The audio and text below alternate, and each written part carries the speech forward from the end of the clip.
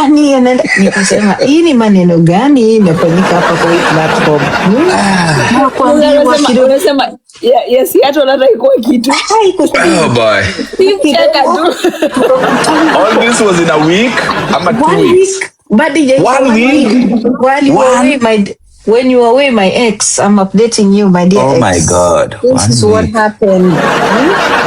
In fact, let me tell you, you left me in very unsafe territory. Look at the unsafeness you left me in. I don't like it. Hey, I suffered. Hey. So that same night, police. Daka kidogo, people are fighting. The next minute, auction. I'm coming to get my mattress. Hapo kulikuwa na mattress 2 iPhone 2 mattress na hizi vitu sijui mattress kwa nini iko involved.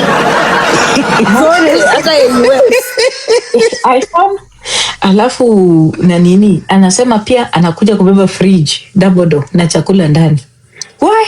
Auctioneers wakatokea.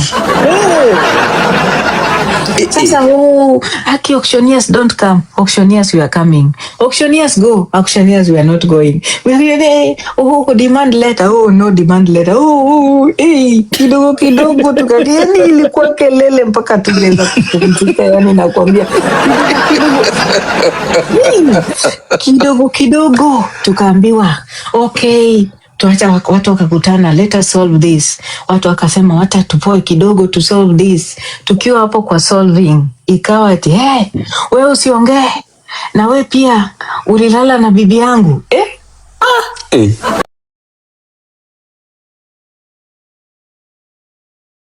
Hello guys, it's your girl Patience Status. Welcome and welcome back to my YouTube channel. If it's your first time here, make sure you hit the subscription box and put on the notification bell so that you don't miss any time I post a new video. Remember, I'm the queen of online gossip. So welcome to today's video. Don't forget to give it a like and leave a comment on the comment section. Usiku wa manane. Asinicheze. I want that woman out of that house. I need haiwezekani. It's not gonna happen. Mimi nakwambia ni mimi. You're gonna pay me back my money. I've used over 3 million on you. I'm the one who gave you my money. What is happening? Nikasema nini nafanyika hii dakika 2. Kidogo nikaenda huko nikapanda nikaambiwa ati mimi ni secret 3 million. I used my money. Utaona wewe. Nikasema what's going on? Kumbe huko pia mtu alikula pesa ya mtu akapangiwa nyumba akafanywa nini anategemea mwanamke. Na kuambia ilikuwa ikawa dakika kidogo before I close my eye kidogo police. Mwingine anaruka fence ati police, mwingine huko ile side huko master anaruka fence yani anaenda. Nikasema hii ni maneno gani imefanyika hapa kwa hii platform?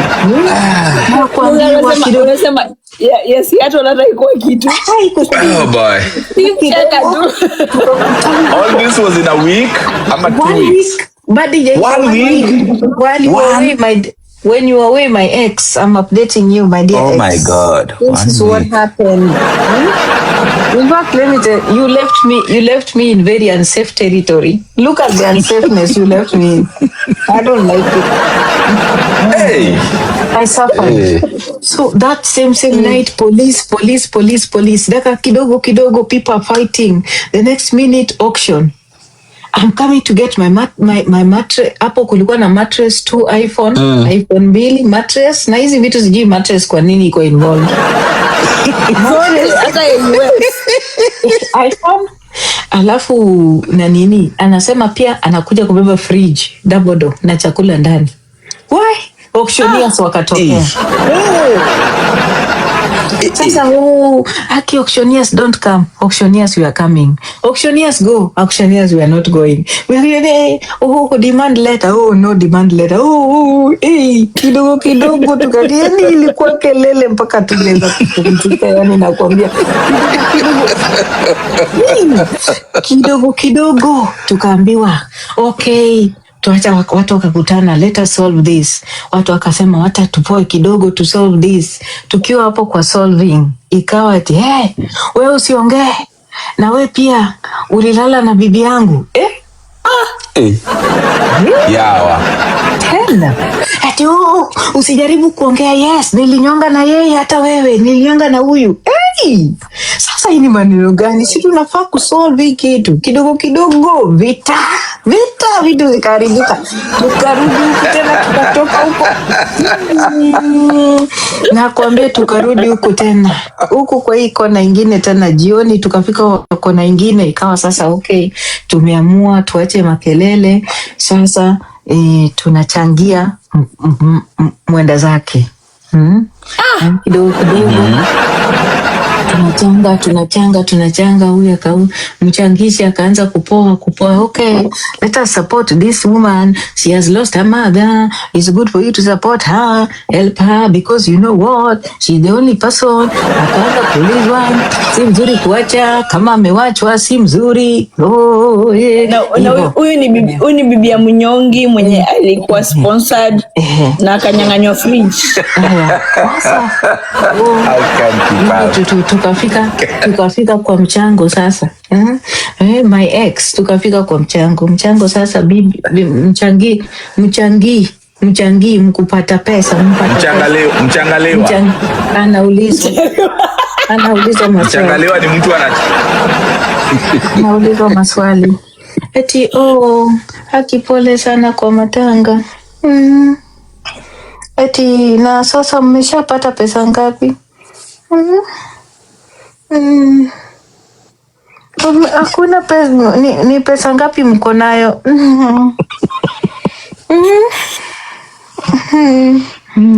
Akitu sijui sasa niwaambiaje, juu hata mimi ndio unajua tu, unao watu wameleta tu kisirani kwetu hata mimi. Na familia imetoa ngapi?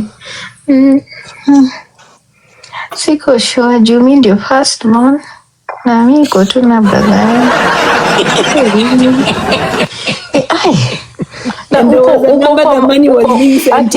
Ati na pesa itatumwa kwa namba gani? Okay, wacha nipatiane namba ya kazini yangu. No, hakuna. Toma namba yako. Hakuna namba kama hiyo. Nimesema namba ya Liz ndio itatumika. Kuna namba nyingine. Weka namba yako. Liz, watakuwa slow. Stop being slow. Stuck in slowness. Sana can't keep up with you. Hii ni matanga ama hii tunafanya nini? Akashuka huko chini akaleta akapanda akaleta tukachanga watu wakachanga pesa ikafika 1,100 ngapi? 1,600. Tukaenda kidogo hiyo tukatoka. My dear ex, tumefika kwa matanga sasa. My dear tulichanga pesa, tukachanga pesa matanga. Mchanga 600,000. Mkufi aliwekwa juu ya meza kwa jua.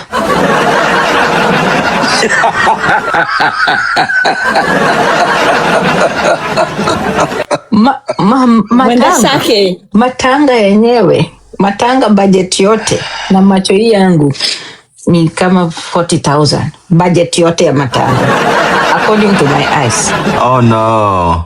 Hakuna maji, hakuna kiti, hakuna chakula, hakuna. Wow. Anasoma eulogy. Mtoto wa mwenda saki. I was born in Shizuoka Yole. Mariakari. Elizabeth. Brother.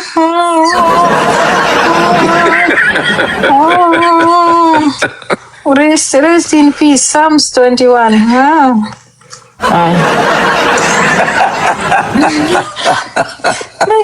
My mother. Wait, my mother.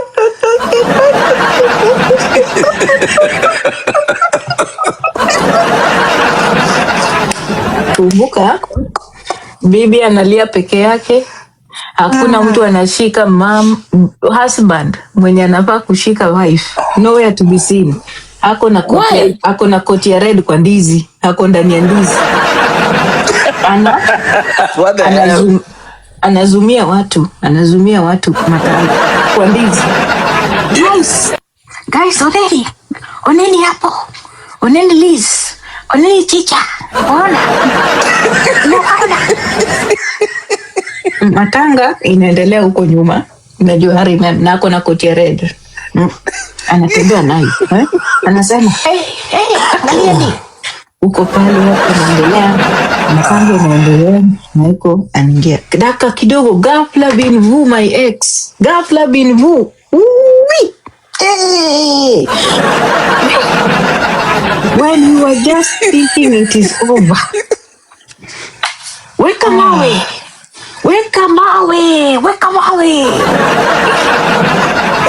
Kwa matanga. Wakaanza kupigana. Mwingine mkamepiga huku na anamwonyesha Yesu. Ujue mwenye matanga hiyo. Mwenye alipigwa akaanguka hivi. Kaanguka mpaka kuna mtu amebingirika hapo yuko.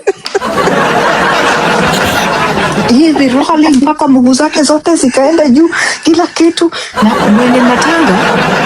mwenye matanga kuna kamera. Hey, oneni. We wa jacket ya red. Jacket ya red, koti ya red. How? Girl, come on. Nitawasupport mpaka muwani.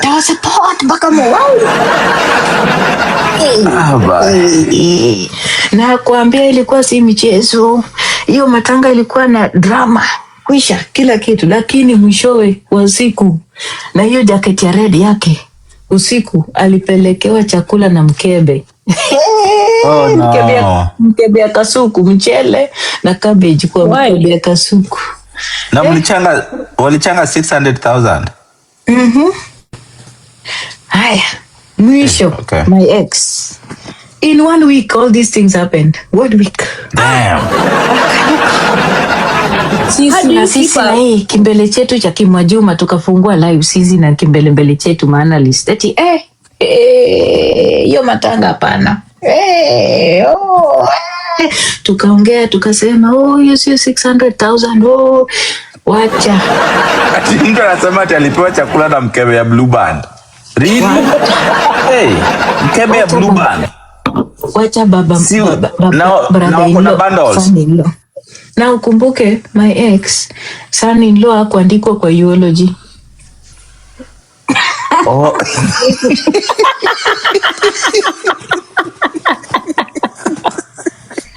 Hiyo. Usisahau tulikuwa huko kama guest. I was a guest. I respect the culture. Akasema mimi ni guest, sisi kwa Wajaluo sichezi alfai hata kutembea hapo. Akatufungulia live vile tulishaongea. Akatuambia na hiyo jacket ya red.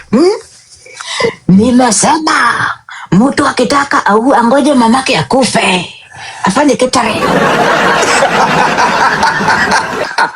Nimewambia mungoje mama yenu, ngojeni mama zenu wakufe mfanye catering. Maskini mungoje mama zenu wakufe mnunue sanduku na mungoje mama yenu wakufe. Masikia Danaros? Kore ya babako Danaros, unajua hapa ni bwanako anasekwa. Danaros, chukua ngoja uende ukafanye nini, utengeneze, enda ukatengeneze bwanako. Ninakwambia hiyo pesa tulichanga na this time nimesema hivyo hakutawezekana. Ngoje sawa, ngojeni mama zenu wakufe. Kama walisakufa mwende mtoe musike tena, musike mara ya pili, msilete mimi the goat, mimi the Collins the goat. Na ujue goat anapenda chakula kwa mkebe.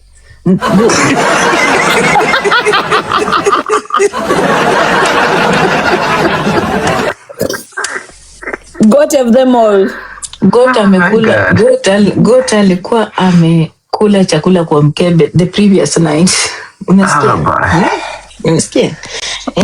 Pesa tumekula Mgoje mchango ingie. So what are you gonna do? Sikulazimisha mtu na niko na list. Nitakuwa naangalia list nikuulize kama ulichanga ngapi? Ndio unaniuliza. Damn. So my ex, that is where we are, my dear. That's the recap. Hey, Wow. hata ujamu. We are not up to Sijamaliza. date. I've not finished. Hujamaliza. We are almost there. When we were still thinking about these things, kidogo usiku nikilala, I was sleeping, my dear. I had somebody calling me. Nikasema ni nini? Kuingia kwa TikTok. Somebody sijui Mukamba and another woman ati wanadinyana kwa live. Kwa live inafanya live iko foko. Kasema what is going on? Nini nitakadika? Wakenya wameamua kupeleka nyege kwa TikTok. Yani walienda wakadinyana kwa live. Wanarekodiana kwa live. Jona mwingine nikampata sijui akisema ati ana change condom, sijui nini, nikasema na ndio tumetoka matanga, hizi ni chira.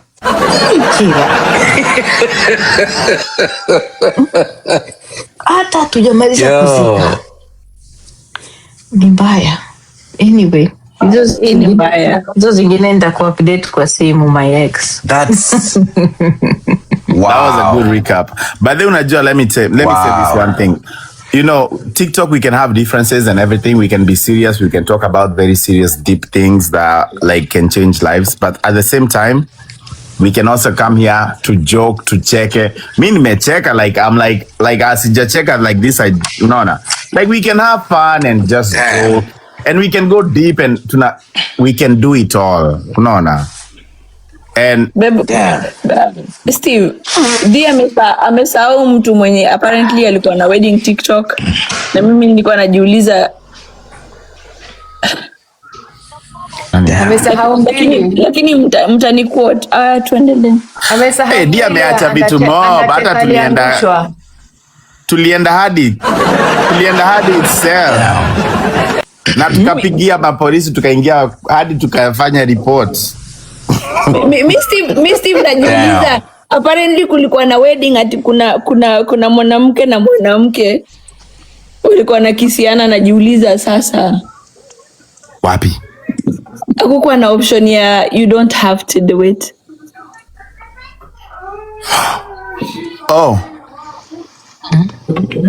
Wacha nikunywe Brufen.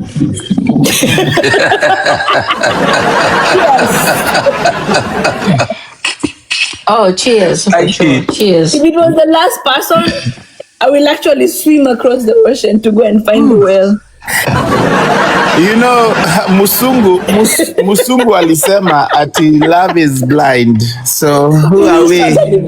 No, but you think she's doing those things because no, she's I agree, doing it is totally blind. Anaifanya because aliona huyo Mkamba akipata viewership. So yeye pia anataka hiyo. Pia kulane na tuonyeshe nini. How do you do that though? Diari nitaziona, but anyway, zionyeshe. Hata ya Hannahbenta sijaiona, the content on TikTok is gonna be more vicious because money imekuwa less kwa TikTok and gifting. So it's not gonna come back. People are resorting. I heard she's vying for watu wote wako hapa hivi atuanze kugift. I heard she's vying for some seat where she comes from. She can't buy. She's been arrested before and she has a case in court. So chapter 6 are not allowed. Yeah, the integrity. Hawezi. Chapter 6 itamfanya hawezi kubai. Sasa hapo ndo tumefika, but because that is like it doesn't go hand in hand with her age, vitu zingine. Babe, unajua nimekaa hapa hivi nikajiuliza, I actually don't care for sexuality. Like I'm pro do what you want to do, but no offense, but at kissing, you don't have to no, she can do anything she wants to do, but she doesn't have to come and show it to us Yeah, because kuna options zingine uko zile za like no. Sialo, kuna comment hapa wanasema ati huyo jamaa wa jacket ya red aliwaonyesha title deeds ya 200 hectares of land na logbook. There's nothing. Is it the same person? That's a lie. No, wanasema ati wewe hata ebu soma tena umesema 200 what? Tulionyeshwa title deeds ya 200 hectares of land. Did you just hear what you just said? Do you know how much 200 acres of land is? Mukabe, who comment tena, you clarify? I feel like that is a person that is delusional, doesn't know what the value of whatever they're typing on the comment section. Well, hiyo title deed imeandikwa 200 acres. Achana na watu wa comment section. They are crazy. Maybe imeandikwa 200,000 Kenya shillings na munaangalia 200 acres. Achana na hao watu. They are not. People with 200 hectares don't go screaming about it. They actually, those documents are with the lawyer.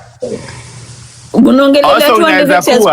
Kwani munaongelea Ruto na Uhuru Kenyatta? Ama unajua si inaweza kuwa is 200 but ziko wapi? Tunaongelea 200,000. Pin location. Pin location. Pin location by the way. Inaweza kuwa iko Somalia by the way. Iko Somalia.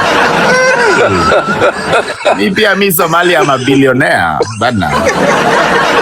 Ama Zimbabwe. Because mtu anaweza kuambia 200 hectares hata Lake Victoria does not have an island with 200 hectares of land. Could you say US at I have 200 acres of land? You'll be like, hiyo ni jambo like this. Nyumba yangu imesimama kwa hata ija kufika kuota.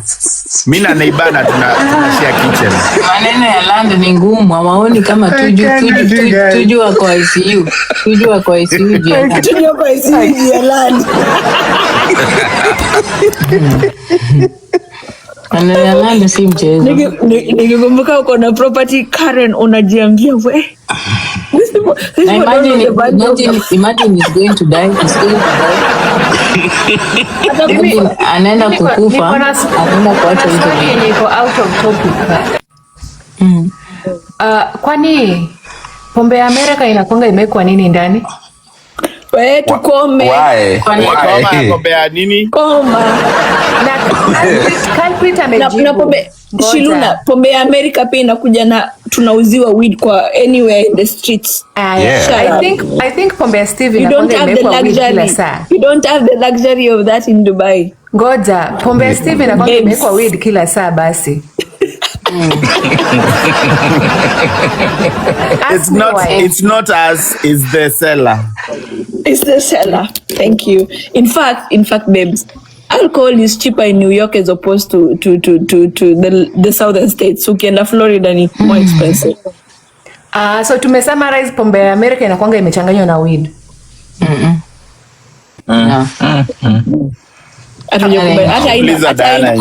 Hata ina cocaine.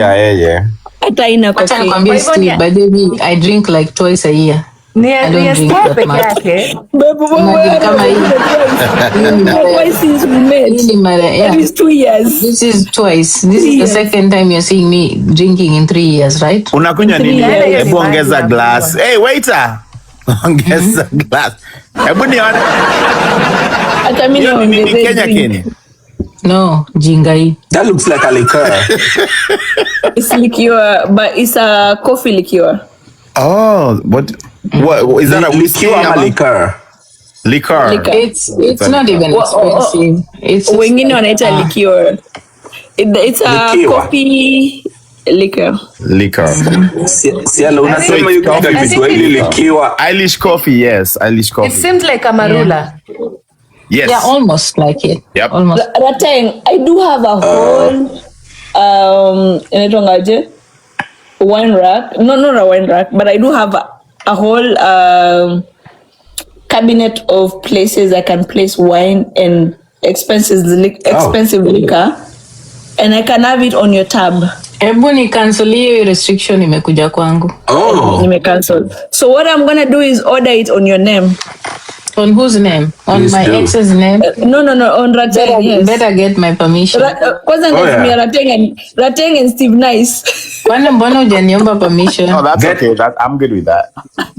Yeah. Get yourself.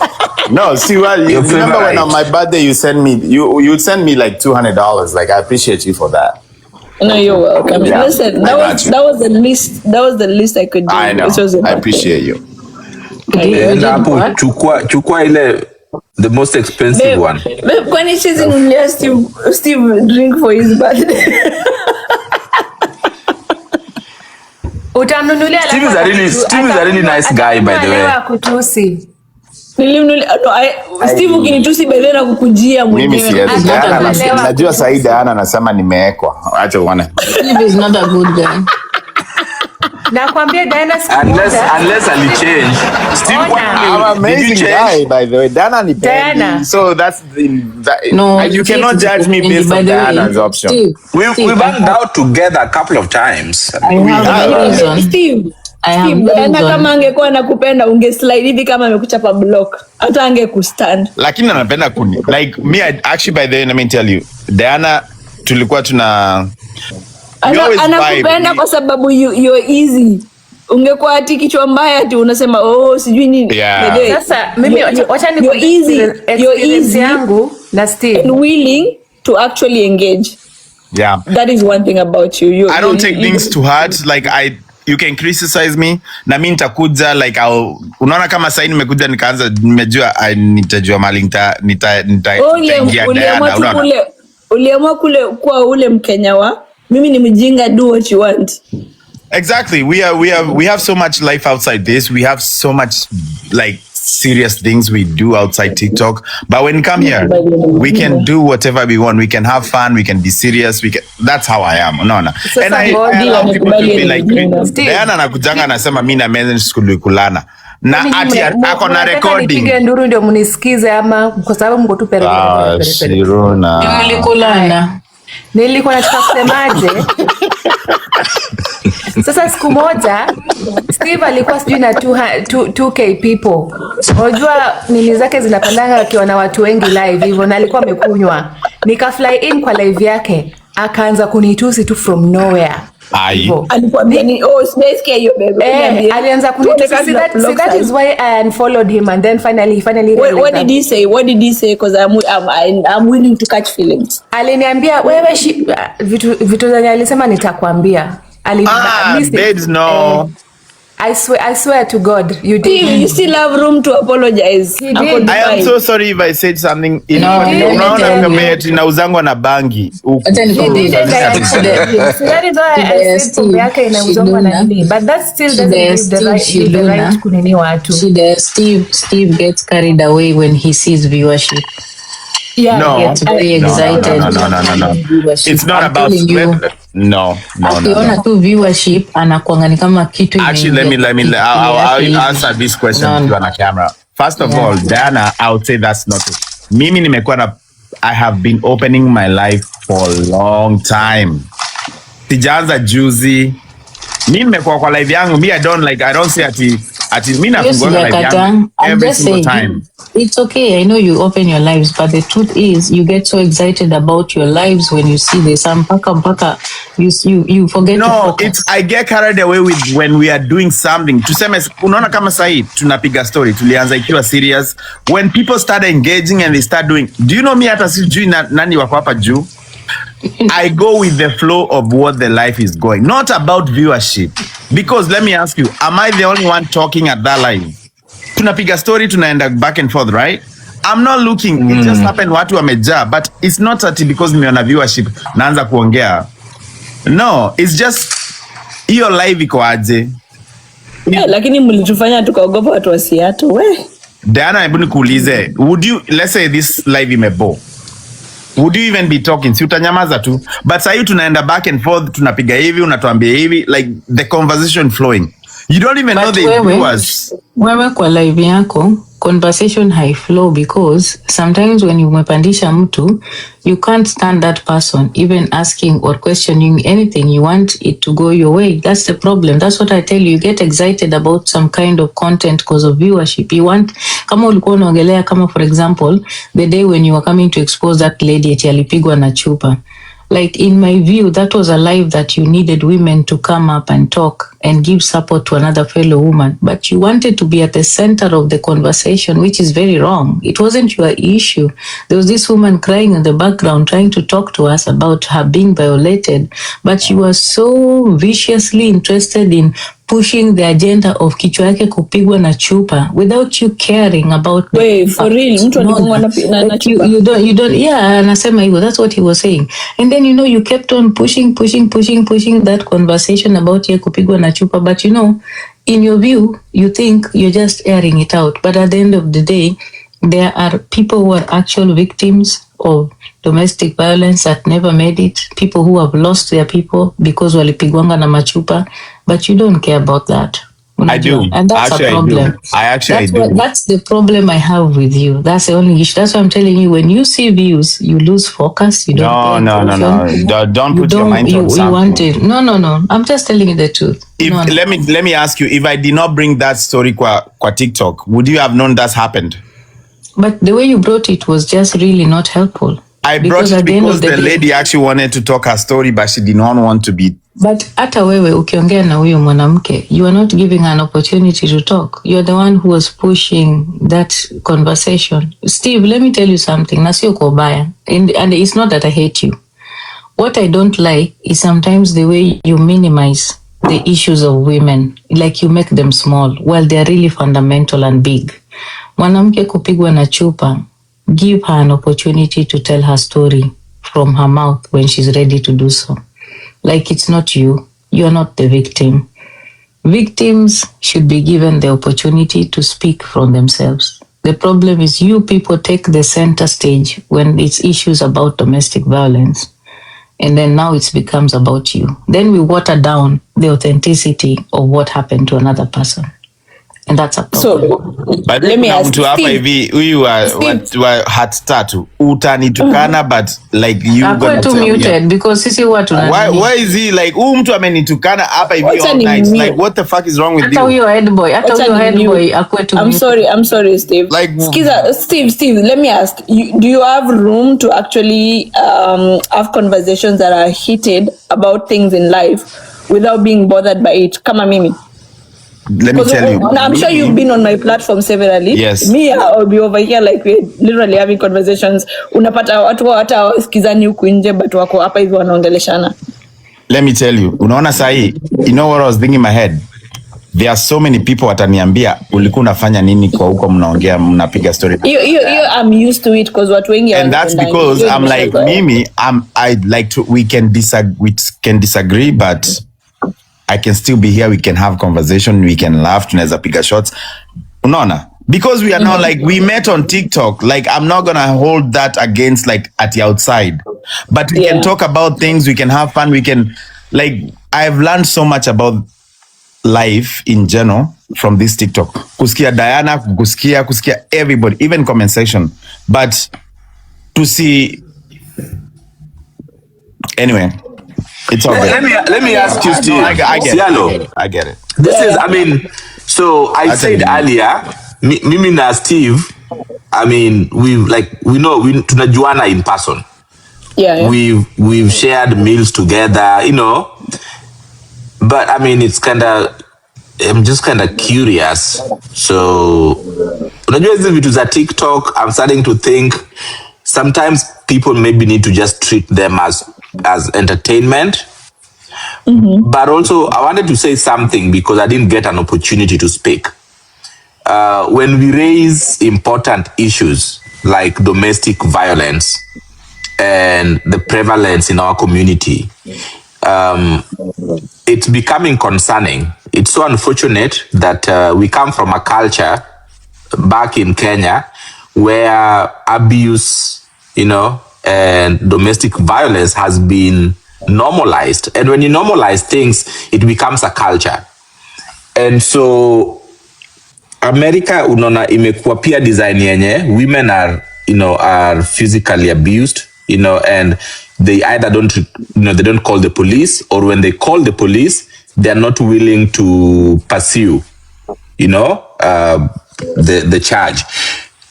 But I think for people like us, when we have voices, because I believe that when we come to these platforms and people listen to us, we need to go against normalizing that vice.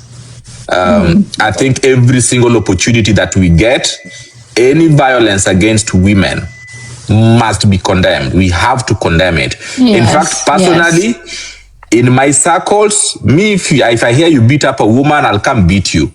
If you're stronger than me, I'll find people to come beat you up. That's the kind of man I am. Because we continue normalizing it and belittling that talk like, yeah, it's okay, you know, then it becomes normal, and we will create a very bad culture. Because I see that in the African American community, where women go like, oh, you know, if I report him, he'll go to jail, blah, blah, blah, blah. But I'm like, no, honey, no man needs to lay a hand on you.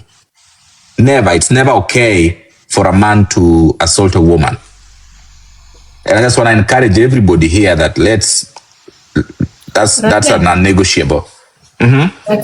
What do you say to those men when wanapata mtu amecomplain amechapwa, mwanamke anasema ana complain amechapwa hivyo ama amekuja kusema hapa, and then hawa wanaume wanakuja wanaandika hapo, ulifanya nini ndio ukachapwa?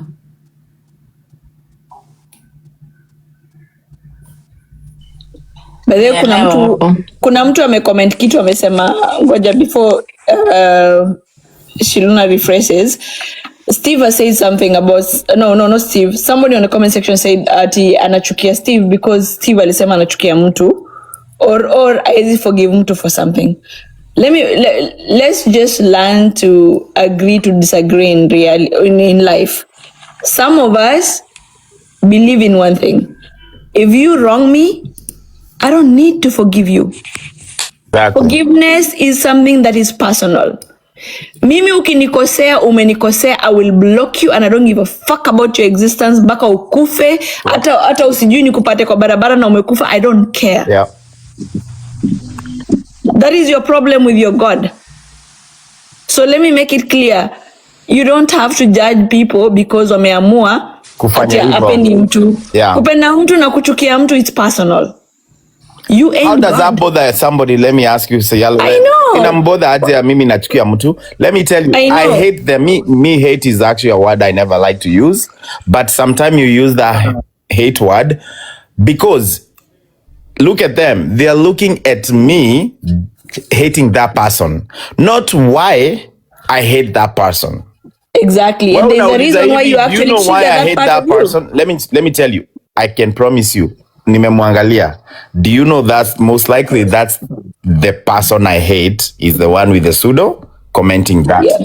Block because media people, let me tell you, first of all, if you come on this app and you attack my kid, mtoi wangu, and you say negative, when it comes to kids, watoi hapo now, we cannot argue about that. No, guys, get used to the fact that we can hate you. We don't have to forgive you. Yes. Forgiveness is something in the Bible. Nobody gives a fuck about that. That's your belief with your God. Actually, don't even worry. Hata tusiongele hiyo. When I hate you. I don't need to give you a reason or a neighbor a reason why I hate somebody. Next, tuendelee sasa story ingine. Hiyo now address. Alright, Mwenye amekuja hapo kuniuliza ati King Rose alienda wapi Diana Rose, hata mimi namtafuta. Kwani ulisikia King Rose wako kwa nyumba ya Diana Rose? Lakini si Diana ulipewa wane, mliendanga wapi nilipa accountability. Ninamtafuta, alinipatia 1,000,000 na hiyo 1,000,000 nilipatia Ben 10 akatengeneze wimbo and akakula. Bado nangoja. By the way, nikwambie, one of these days you need to accountability ya you on them. Mwenye pesa alikataa. Mwenye pesa alisema ataki accountability. Haukuwahi tuambia? Mwenye pesa alisema ataki accountability. Nilipatia kijana mwingine pesa. Ati ananiambia anaenda kutengeneza hizi wimbo za sijui gengeton, sijui genge, sijui dunda, sijui iko na pesa jo, nikampea. Where is the money? Nitakuja kumwanika hapa very soon. Haizi kula pesa yangu hivyo. So anyway, that is life. TikTok is funny how it moves. Did you see the most I've actually seen TikTok money moving was jana. Izile magames zilikuwa zinaendelea huko kwa Mwiti. That's the I didn't watch that, but I heard that it was really good. I didn't watch it. What happened? Hey, nakwambia watu wako na do. Hey? Watu wako na do, but I did not like the games the way they were set up. The games were set up, if you win, you just keep staying on the game. Kama tuseme ule dem anaitwa Pudi, mimi nilimkuta akiwa like the 10th game. She stayed there for 15 games. Imagine every time alikuwa anapewa like half an M, 300. Like that's a way. It's just a way that they've curated the game so that they can continue taking money from people. They are taking that's how money. They're designed. Yeah, it's just the way they're designed. Those games are designed to take money from you. And then you know what? Yeah. It's about the speed and the adrenaline. Now, because you see, when you see a person that you like is playing and they're going to be dropped, you're going to get into your account and you're going to send. That's what usually happens. So it's like a mental thing that gets into your head and then it triggers you to just give, whether you like it or not. So it is, because let's say like unacheka World Cup, right? If it was an actual game that was set up to where it's like, okay, come a World Cup, they have like different groups, which they would have set up different groups. Wanacheza na hawa, wanatolewana, and then we take these two wanaenda kwa hiyo group ingine, but this is what like you stay to the end. So the last girl alikuwa amecheza game, kuna mtu alikuwa amecheza game moja, but kuna mwingine amecheza game kama 10. My gifter wamekuwa exhausted, and then huyu amewin because amekuja tu sahi amepatiwa half an M, and then he wins. But this lady, the other person has just won the last 4 games, but ametolewa. Me, I did not get the point of those games. Like the way they were set up was like literally. That's how it usually happens. Just generally, like your government, when it is stealing, the people on top will continue stealing and they stay on top. That's how it is. So like the people who are making more will continue gaining more. Unasikia? Hata Biblia inasema wenye wako nayo ndio wataongezewa. Yeah. That's how it is. Like it's just curated in a way that it keeps you at a place where you, as the giver, you have to keep giving because of the way the game is designed. It's just weird, but that's TikTok, manipulation. They hire professionals, to people who really understand how your brain works. Yeah. They design those games. People know how people's brains work. A lot of these games, they're about manipulation, especially when they involve money. Oh yeah, but have you guys noticed any difference between like when TikTok was US and now and before? Of course, there's a huge difference. And then like now they even sent us like letters to fill in the whole thing about the creator fund. It's so pissing. Yeah. I'm so upset.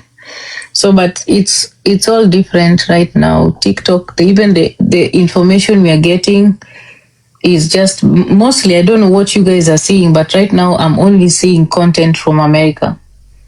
Yes. I don't know if you guys, I'm not seeing anything from Kenya. They did that on purpose. Hata walisema, that was one of the things that was changed. Like, because it's owned by the US now, wanataka visibility from the US content creators. Unless you are to follow, you're not gonna see their stuff. Like you, and that's what I was trying to. You guys advise me. Do we? So I know the US TikTok. I mean, the US bought the US TikTok. So is the Kenyan TikTok part of the sale? I'm a Kenyan TikTok, bado imebaki with ByteDance. Kenyan TikTok is still with ByteDance. ByteDance, yeah. It's just the USA part. So how are they even working together? Because that means like the ownership of the Kenyan TikTok and of course other jurisdictions, bado iko na bite done. So how's they only needed to sell the whatever the specifications for what holds the data. It's 22. Yeah. It's the same software, it's the same everything. It's just that now, like the US owns the data that's coming out of US, they have control of that, unaona, and which is basically now the US government basically know, which they already know, but they have all our information, your income, kila kitu nafanya sasa utakuwa unalipia. Like you send money, you pay for it, or you receive it, you pay for it. We were paying it before, but now it's gonna be worse. Unaona? Like that's your full-time job, you are a content creator, now that's your job. Uko na W2, hizo ni W2 ama zinaitangwa ajizo za when you own your own 1099. Hizo ma 1099, yeah. The same way you guys are not able to see content from Kenya is the same logic they use when they are suppressing information. You understand? Yeah. That's why you'll find information that is helpful, especially, let's say, for example, right now we're talking about the Epstein files and the war in Iran. That information will not be easily visible to people. But then when it's information, like, for example, in lives, when people are talking about foolish things, that's why you find sometimes on the Kenyan TikTok, this is what they do. You'll find 10,000 people, pali watu wanaongelelea watu kunyonga. Because it's not information that is helpful. You get it? Yeah. But that kind of number will not be exposed to content that is educative. Because TikTok can choose to suppress or give viewership to an individual. That's how it works. So they pay attention to the content that is on a particular platform. You understand? So that's what they do. So they will censor anything that is educative so that people don't get that information. But anything that is not educative, they would actually let people flood into it. That's how they keep you from learning. And that's how unapata information zozote za STEM, information zote za US history, information yote ya war, stories are Iran and all that, ziko very censored. Yeah. If you're very keen and follow the people that share information about EWW3, you have to follow them to be able to see their content. Yeah. If you don't follow them, you can't see them. Yeah. And it's been that way for a while. Kuna matime out of nowhere unapata tu wana update system that they would post content. Unaangalia video zao mse unashanga kwa nini inaendelea, mbona sioni ni kama watu wanaona hizi video zao. So the thing is, there's two types of censorship. There's one where they censor information, like for example the videos that are being posted. But then now there's this type of censorship that is done where we have our lives. Ukifungua live yako, Steve akifungua live yake anataka kufundisha watu about aviation, he can never have more than 1,000 people watching. But akifungua live yake, akisema TV watu wakuje waongeze waonyeshe ngodha, anataka kusema vile walidinyana na Menas watu. By the dana, siutoa hii evidence tumalizane leo, by the way. Watu watajaa huko, watu watakuwa 10,000 because the thing is the algorithm likes to expose and to suppress. It will expose you to foolish things that does not help you. But then it will suppress information that is. You know the crazy thing actually, like Steve, just a minute. Now that you guys are talking tech, right? I don't know whether you guys are aware, but saizi kama uko na iPhone, so you know how normally Apple won't update anything until after they normally release like software updates and patches, security patches. On 17th of this month, Apple brought something totally brand new. Now, your phone will be able to update security patches in the background without even you knowing. Google it. What the fuck? Yeah, I've seen those videos of like, and this is new, and so the people are starting to raise red flags. Like, why should my phone be downloading and updating? So how I found out 2 days ago, I'm trying to log into my apps. I was trying to log into my insurance app and 3 other apps. And the phone had literally logged me out of those. And my phone is overheated and I'm like, this is weird. So I go onto a rabbit hole and I'm like, yeah, Apple just released this.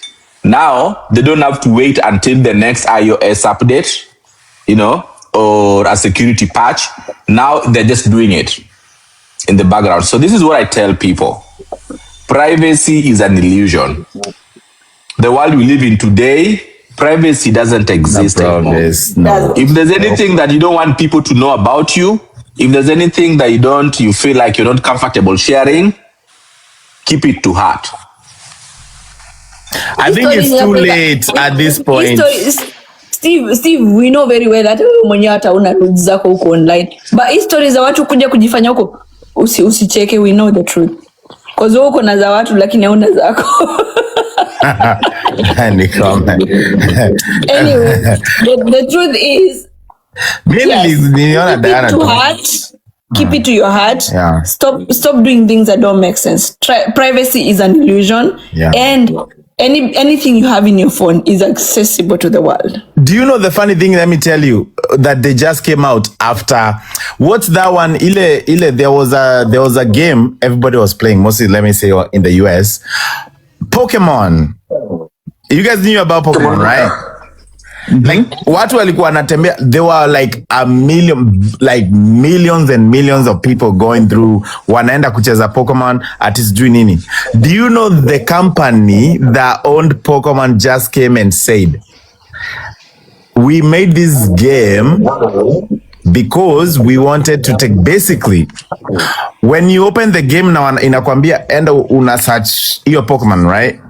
They were mapping the world for robots. Wow. Kila mtu inakwambia go 100 meters, turn right, it's gonna be there.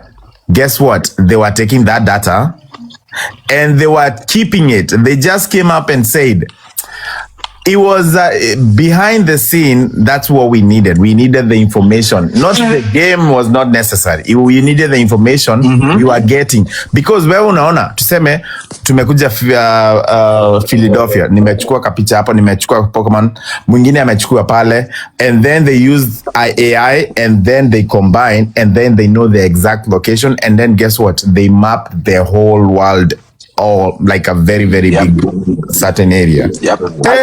I played the game when it just came out, and all it would do, it would literally tell you like, oh, pick a portal. So inakutuma kama like maybe like a 10-minute walk. And as you walk into that place, in the background, the phone is getting all your like.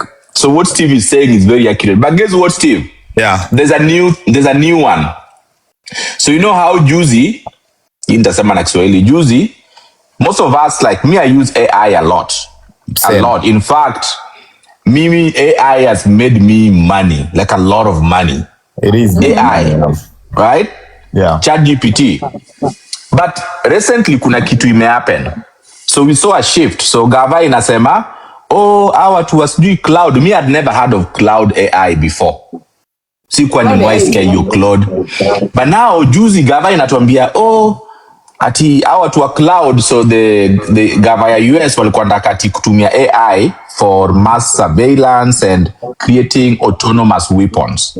Now when we talk autonomous, kwa gava kwa nini? Yeah. So when we talk autonomous weapons, we're talking vitu kama drones, we're talking about robot dogs. It's just crazy when you think about it. Na wanasema ati huyo jamaa amekataa, ati ameambia Gava ati sitafanya hiyo. Uni mse alikuwa amepewa contract na Gava. Okay? So now they made him a hero. So amesema, mimi siwezi fanya kitu kama hiyo. The entire US public now wame embrace cloud AI. Alafu ChatGPT wamesema, sisi we don't mind. You see that switch just happened. And this is what I make of it. Yeah, so this is what I make of it. So remember, ChatGPT has all our data because that was the good AI that we were all using. Now them, kwenda kwa Gava inamaanisha nini? wanaenda kwa gava with all the data yenye wali collect yetu. But now this is what I found fascinating about Cloud AI. They have something called co-work. Cloud AI is the first AI yenye nimetumia that can literally handle your computer like it is a human being. So I could be like, I just did a website the other day and it's literally like, yeah, you go chill, man, I got you. And this thing will open browsers, inafanya vitu, inaangalia files. Do you know what that tells me? Data yenye ChatGPT haikuchukua because we are being very politically sensitive. They are standing up against the government, nini. So watu wengi wameingia. But when I saw that AI being able to take full control of my laptop pretty much and upload everything that it needs, right? Again, I said that to say this. Kama unajua uko na vitu kwa kompyuta yako ama kwa simu, right?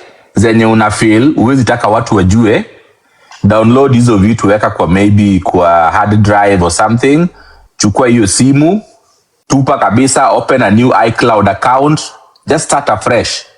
But now start afresh with a new digital footprint that you really want to predict or portray who you are as a person. Sijui kama hiyo imeshika. Because remember, how do you start over after having like I moved to Apple back in 2015. So for me, I've grown up drinking, so that's why my eyes are as sober as it can get. They look good. I'm as sober as it can be. Eyes look good. It takes me actually taking shots. Zile sema tu kunywa shot ndo nalewanga. I don't get it. It's one. Yana baada hajalewa jua kilewa kuna venye huwa anaongea. Sasa mtu anasema ati ni kama nilikuwa na kunywa pombe mkiwa mute. Lakini ni Sunday. I don't drink on Sundays. Chair lady, I don't drink on Sundays. Mondays. Yaani unasema mimi si mtu wa Mungu? Mtu anasema hapa ati ni kama, did I sound drunk na hiyo statement nimemake? Of course you're not. I was talking something very complex, and I think to some people you are not a godly person. I am not. You're not. Wait, Steve. Hello, ukimove to Seattle mimi sitaki kuvisit. Kwani nilikuwa naongea ni kama nimelewa? Ulikuwa unaongea kama AI. Kama AI? Bro, I know that's why I don't talk about text. That's what I was talking about is like really top level. I thought I was talking to ChatGPT. Damn. Okay. Lakini watu wenye wameshika wameshika. No, it was very technical, but it was good information. And then that's what I was saying. Like, I think Siala amesema kitu moja before to sasa alafu to switch, we can talk about funny stuff. Unaona hiyo kitu, just Google it, Siala. There's a way you can turn off deep on your phone. Your phone is listening to you. Unaweza sema, hey manze, I want to buy a couch. And then you go on Facebook. The first thing you see is post the couch. Suggestion ya ma couch. Yeah. Mm-hmm. Guess what? It's a thing that they turn on, but you can turn it off. Google it. Like on TikTok, social media, you'll see it. You have to go through setting. Uko deep. It should be on the iPhone app. It should be on the iPhone app, I think. iPhone setting. It's on a setting, but like nile unaenda setting moja inakupeleka ingine, like there's layers and layers and layers. Oh yeah. Okay, I'm gonna feel, because mini like not that nimeshanga. Kuna siku tume discussion about, I think it was a house and then a car, and then out of nowhere the same car is all over Facebook, is all over TikTok, and I'm like, what the hell?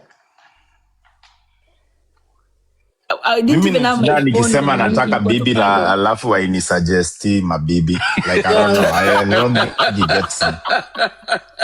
Nasema venye niko single. Nataka bibi na una alafu ana attract. I swear to God, Diana kuja leo. Ana attract machokora wa TikTok.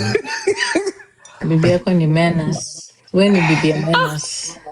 Sasa unataka bibi kwa Uko na hiyo nini? evidence? Wewe ni bibi ya Menas. Mlidinyana. Ni bibi yake. Ulikuwepo. How do you know this story? Hebu tuanzie hapo. That is true. Like, why do you want to argue about the truth? Why? Don't need to argue about the truth. Unajua wanasemanga like when you so most of kama tuseme kama most of our devices ziko na like a catchphrase, right? So ukisema like hey Siri, so the question is how does Siri know when you say hey Siri? It basically means Siri is constantly listening, but Siri reacts only when you say hey Siri. But when you say hey, but lazima kuwe na kusikiliza ndo wajue mwenyewe hata ajua. Unajua kitu fani mimi kwangu kuna Alexa na Siri. That's too much. Like that's crazy. I know that's too much. All that accessing your information, man. For some of us, we have nothing to hide. In fact, me nasemanga, me the way I live my life, because I know, for example, my car, if you have like any car that's maybe 10 years old, your car is also tracking you. Your car, now, like kama sisi wenye tuko na magari mpya, these newer cars are like, basically, like if you even a basic Toyota, it sends information to Toyota. They call it, oh, we want to know how, we want to know your car health so that we can send you information on your car knows every place you go to. Yeah. So uko hapo unajifanya ati privacy, atumeka password kwa simu for what? For your wife, so that it doesn't. Hebu niulize Diana, hebu nikuulize, do you have male friends? Or female friends, actually, let's go. You have female friends? Kwani mimi ni mwanaume Steve? Abunwas. Cialo. Do you have another female friend? Me, yeah, a lot. Okay. All right. How close are you with Cialo? As a me friend? And Cialo? Yeah. Maybe Cialo can say. Maybe Cialo should tell you. Pretty close. Cialo and Diana go out. A scale of 1 to 10. 10 being the high, like, best. Unakwama, by the way, Steve. But this you can network in a hang. Oh, okay, watch and you drop. Oh. 1 second. Okay.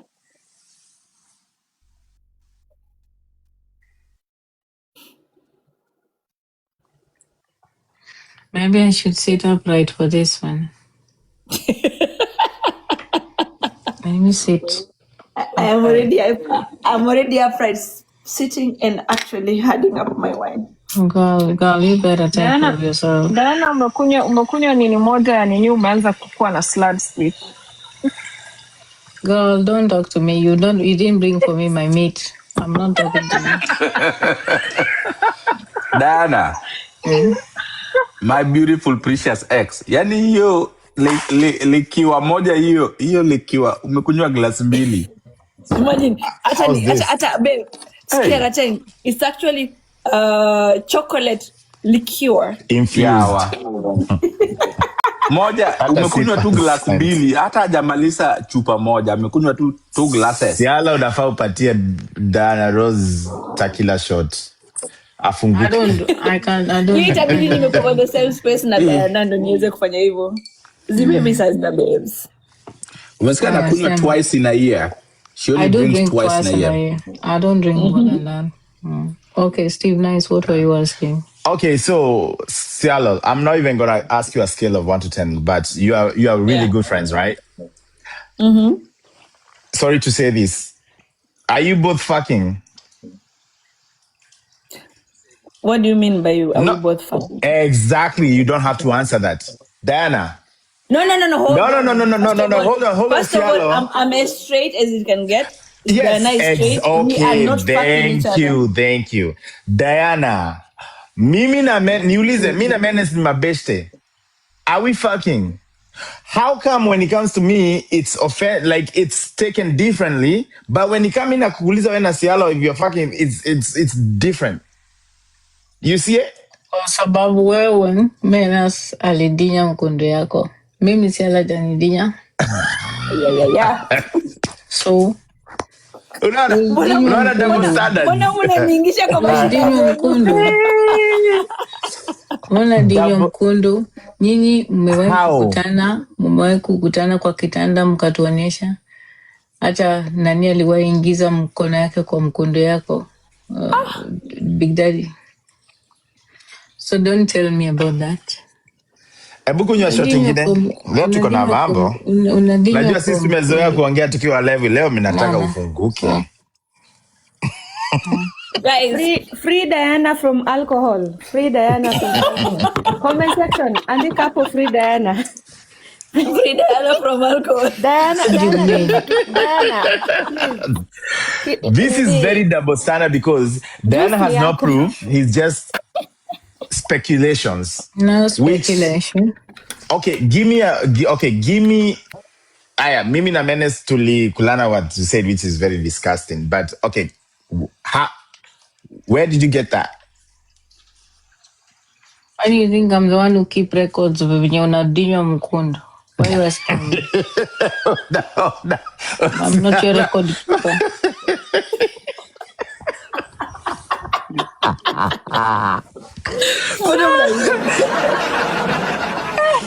Hebu kujua shot ingine. Leo na kufunguka by the hebu tunafunguka leo.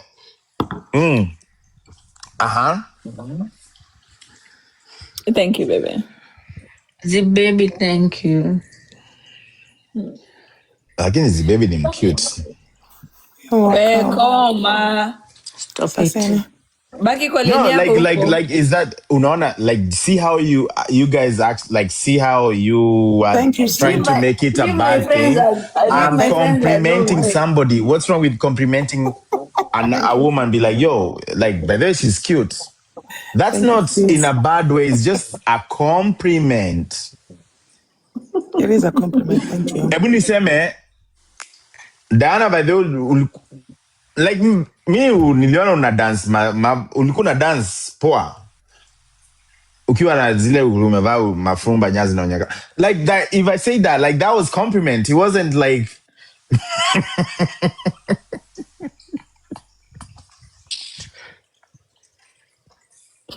Niko na swali though. Because I think this is where I'm kind of maybe different. Why does it even matter if Steve is gay? Who cares?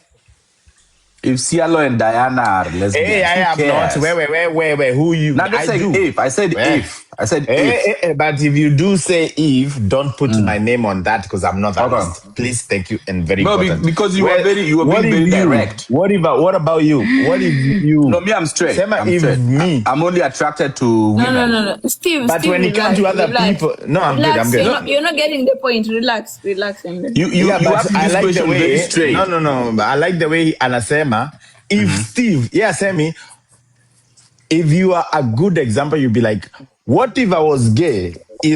Why don't you use you as me? Don't use my words out of my mouth. Okay. Relax, that's fine. Steve.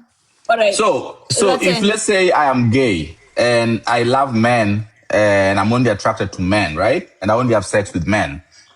I mean, why should it matter? We live in America. Who cares? Why are we trying to talk about people's sexual orientation like it's demeaning, like it's something wrong, you know? But also, this is the thing.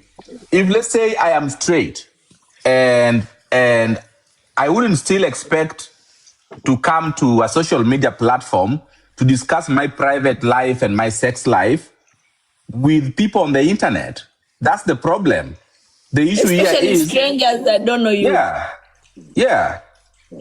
The issue here is not people accusing anybody of having which sexual orientation. The issue is those are things we should not be coming to discuss on this platform. Who you sleep with, what your sexual preference is that's you.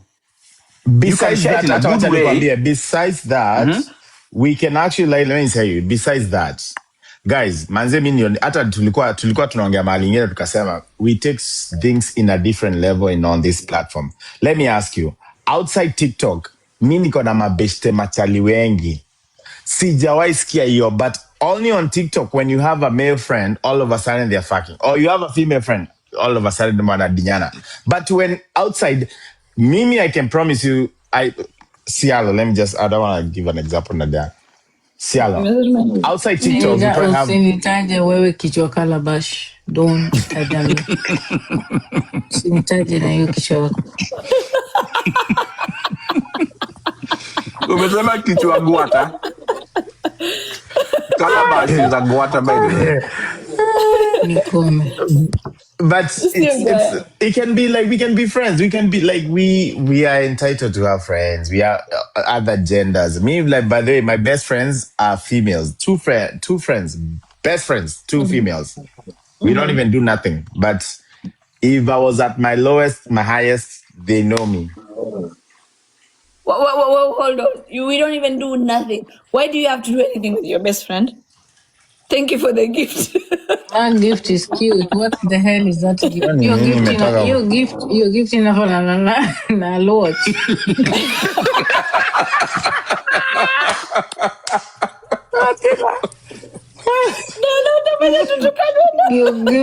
mgurefu kama lot.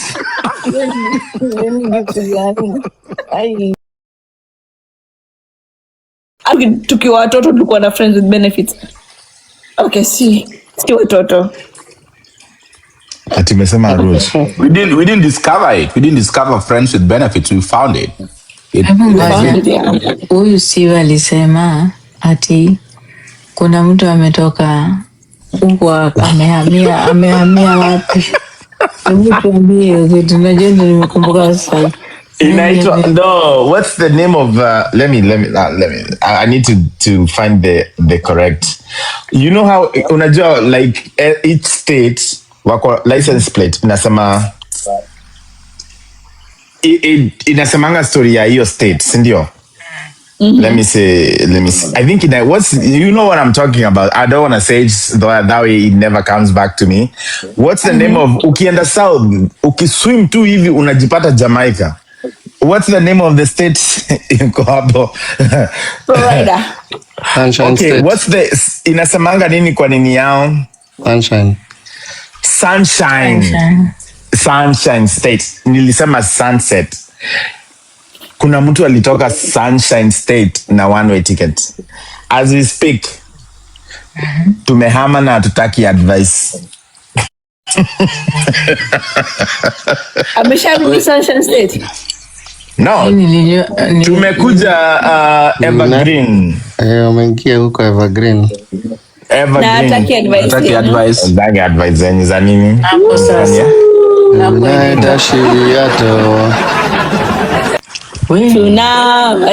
Na tumemove na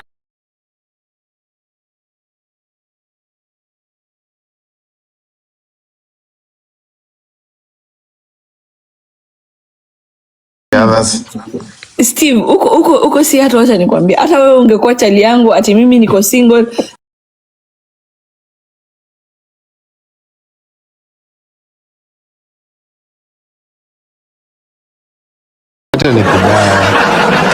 Siaro ni kubaya. Hata ni kubaya. Yana sisi. Tuseme ukweli kidogo. Don't you think that's a good thing?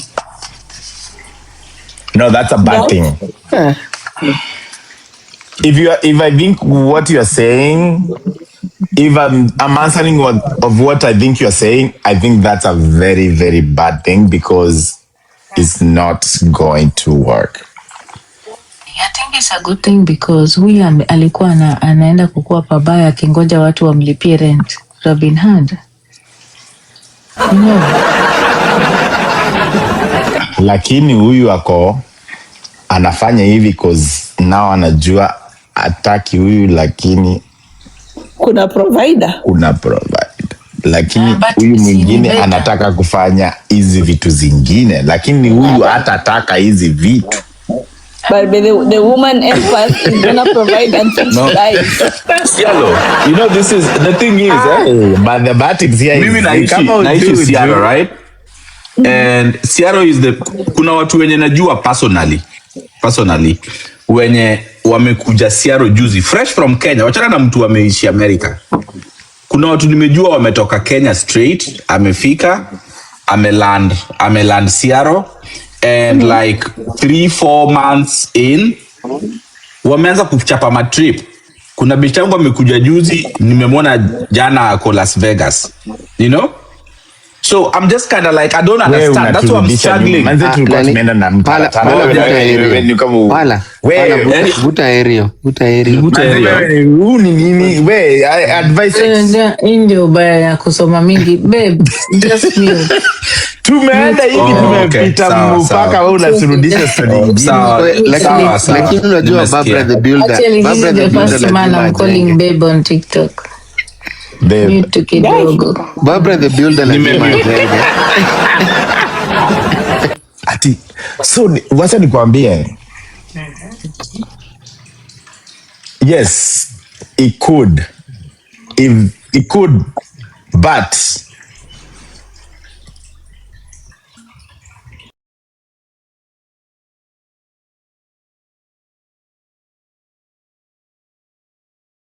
I clapped. I was supposed to laugh.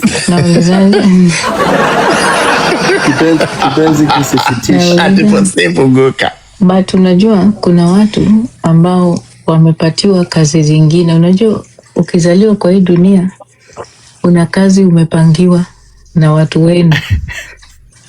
Kuna watu wamepangiwa kujenga wanaume. Dana kuna sasa kuna wenye walizaliwa kuwa treated like a princess. No, this one was born to be a man builder. Kwani ni Biblia? No, mnaongea hapa in parables. Si mkue tu straight. Ratenga hata kuendesha gari ni kazi, alafu huku mnabii. Kwani nini mnaogopa? Simseme. Simseme tu. Ratenga story ya mtu alitoka Kenya. Silisema software ina update kwa background. That's a good one. No, I'm not alone. I will tell you nitakutumia nitakupigia tuongee. We relax tu. Nitakupigia nikupatie chai. Umesikia? Sasa mmetoka hapa na parables ni kama ni the book of Psalms mnaongelea. Sasa ndio bani nilikuwa nakwambia kujange let me ask the men on the platform mmekubaliana mmesema women should not provide. They should. Steve, uko sawa? I think there's you're actually a pilot. You're a pilot. No. P-I-L-O-T. Women should provide. Are we talking? What are we providing to what? No. You should. No. You're sitting down and confidently telling me a woman should provide in a relationship. I'm begging you in Jesus' name. No. Okay. Hold on. Don't have this conversation with Steve. I'm begging you. No. Let me ask you, Cialo. No. I think they should. Can I say why? No. Let me tell you, Cialo. Uko na chali sahi. Have you ever bought him anything kutoka 1 cent to $1 million?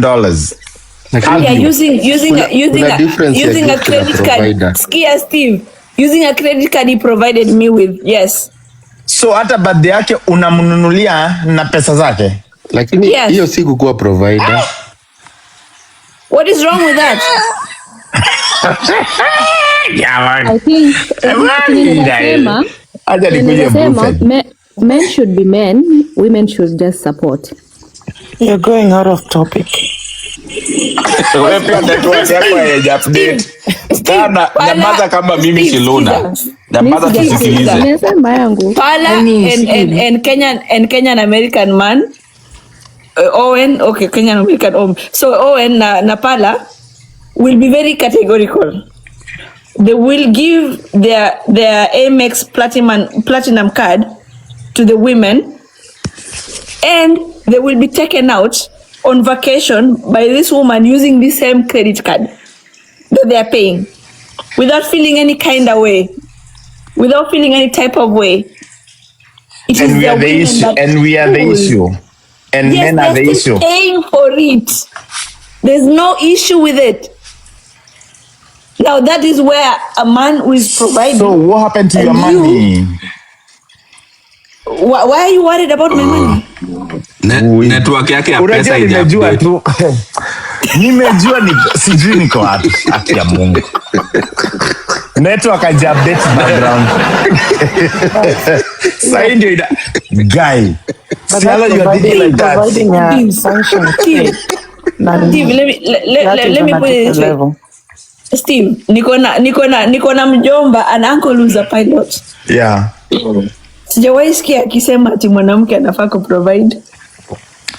And that's what I said. What can I provide? Huyu ni pilot wa mandege, ma eagle. He does not. Huyu anaendesha huyu. Hello. Huyu anaendesha. Huyu anaendesha huyu. Zile eagles zenye zinapitanga jibu ya mandege hizo. Nakipita hivi. Kazi yake ni kuziendesha. Naviambia shu zikikuja. So nikuulize, let me ask you Diana, nikuulize. Okay, let's say you are used to be married. Let's say you are dating.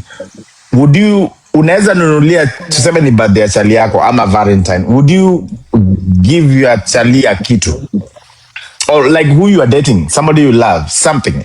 Steve, wacha nikwambia, a woman will even buy a jet. Wacha kwanza Dana, me specific question. Okay. Yes. Huh? You would? My existence. I'll give you my existence. You have the opportunity to date the one and only Diana Ross. That's a birthday gift. A big one. So that's what you bring in the table, you? That's what I bring to the table. I'm a special woman. Come on. You think you can find anyone like me out there? No. Lakini zile siku za wanawake walikuwa wanasema I'm the table ziliisha anyways. You know? Zilisha. Zilisha. Sai, I'm organizing for a vacation to the Maldives using your credit card that you actually have me. I'm the one organizing for all these things, but you're the provider of that credit card. I could do that 100% every single day, every day for the next 100 years. But let me ask you, Sialo, Sarah, you are a successful woman. What, we are married. We are no plans of divorcing or nothing. So let me ask you, we are using my money, which like our money, basically our money is your money, right? My money, your money. What do you do with yours in a bank until like, what happens? Let's just go to there. Now, as a man, you should never worry about what I do with my money.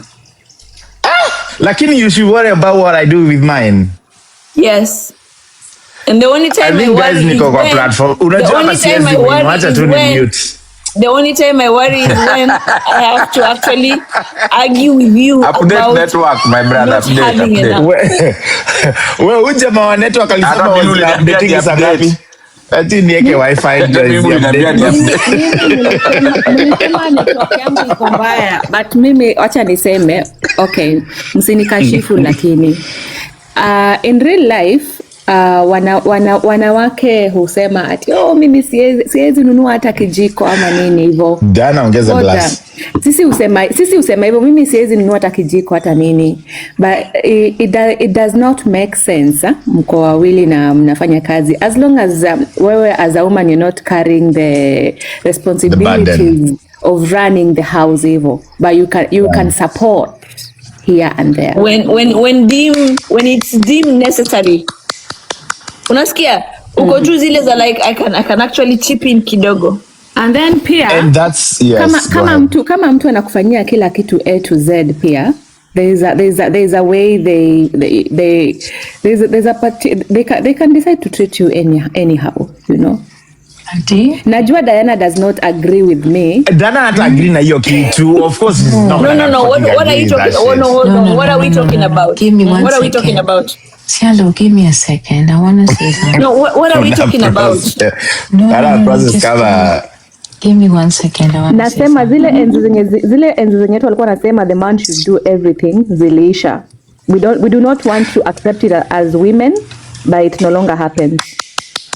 Shilona azizi isha as long as bado si ndo tunazaa. They will not. Let me say something. So This is a can one. You are opening Steve, another can of worms. Where's the argue just because somebody has mentioned as long as we're giving birth? Because you, first of all, you cannot give birth. Leave that topic alone. If it wasn't for me, would you have given that birth? Shut the fuck up. Steve, don't even Steve, start. shut up. Don't Shut even up. We're start. not Kama arguing ilikuwa about 5 giving minutes, ama 2 hours ya mkamba. It was work. I did work. Because ngoja nimalizie, because hizo siku za wazazi wetu ama nyanya zetu ngoja. Well, how did you attain your scholarship to be, no, not scholarship, how did you attain your certification to be a pilot? Ana bila jiulizanga. Chat GTP. Uliza Raten. Mnafanya my train of thought inapotea. Cielo, listen. Please stop saying that Steve is a pilot. Steve is not a pilot. Steve is a person that guides ostriches. Wait, He guides ostriches. Kumeni pilot wa Which pilot? Whose pilot is he? He's calabash headed man.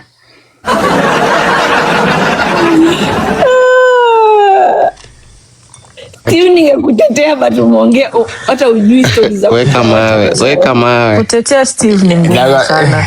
Steve mara mwisho nilimsikia. Steve mara mwisho nilikusikia ulikuwa umekaa na msichana wenyewe unamtetea, alafu all of a sudden tena ukamgeuza akakuwa yeye ndo chai. Mimi sijaicheka hivyo. Mr. Steve, huyo msichana alipigwa in the same breath. Steve anatetea msichana. 2 minutes later amegeuza msichana amekuwa chai. Ujue pia ana date Hannahbenta.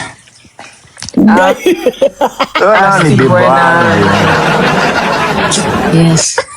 Steve has always wanted and he was obsessed with Hannahbenta. I was, by the way, yes. Wacha nikwambie, Cielo, let me tell you. Do you know before even Hannah was known on this TikTok, I used to talk to Hannah. Mimi niko na chat za Hannah tukienda 2020. We started talking in September of 2022. Baby boy, let me tell you something. Hannahbenta was here in 2021. Ndio nasema unafikiria ulikuwa TikTok long enough? Hannah actually quit her job to focus on TikTok. Akanipata.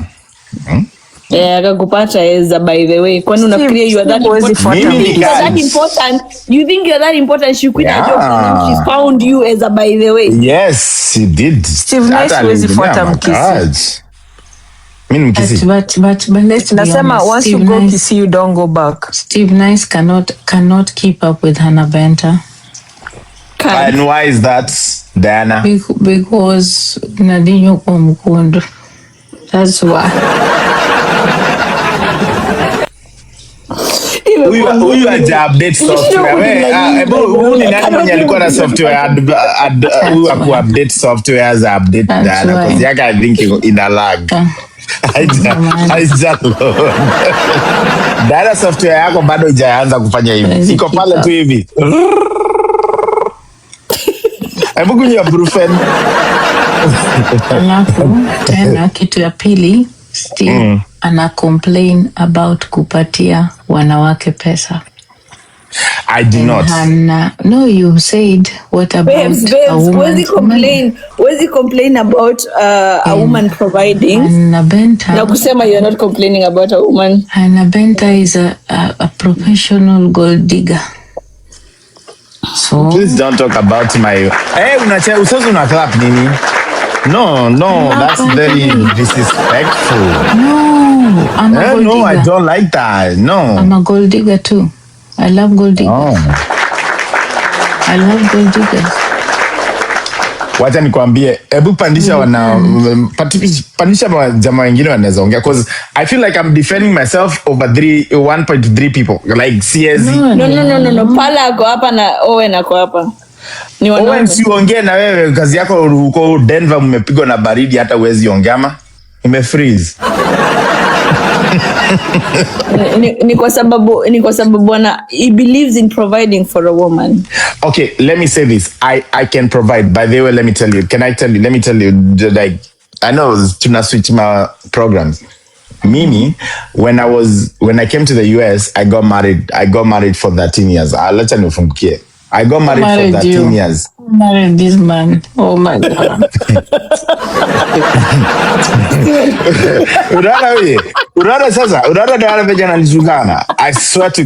I swear to God. Hebu acha nikunywe blue friend ndio niseme ilikuwa pombe. Acha nikunywe pombe uniambia. Who married me? A woman. Oh, poor woman. By the way, Dara, you need to go on a date. Hebu tuanze kutafuta potential. Oh my God. You need to go on a date. At least tuseme uko na mtu. Let me tell you something. I'm currently dating and fucking 3 men.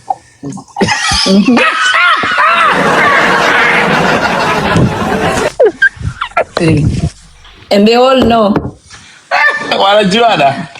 Yeah. Welcome to the US. Mi TikTok sahi niko na Netflix, niko na Hulu, niko na nini na sifungui. TikTok sihami. Mtu seme nini. Tuko your boyfriend. Anyway, let me ask you, Diana. I did not say.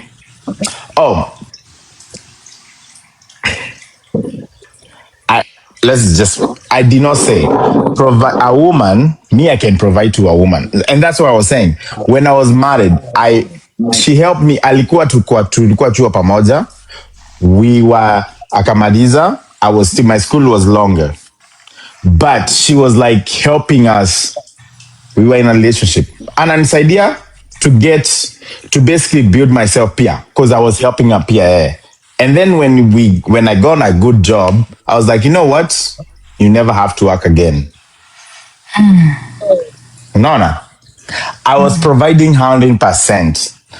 But she had the option of going afanya kazi, afanya nini. But I was like, you don't have to. You can if you want, because that's her option. That's her.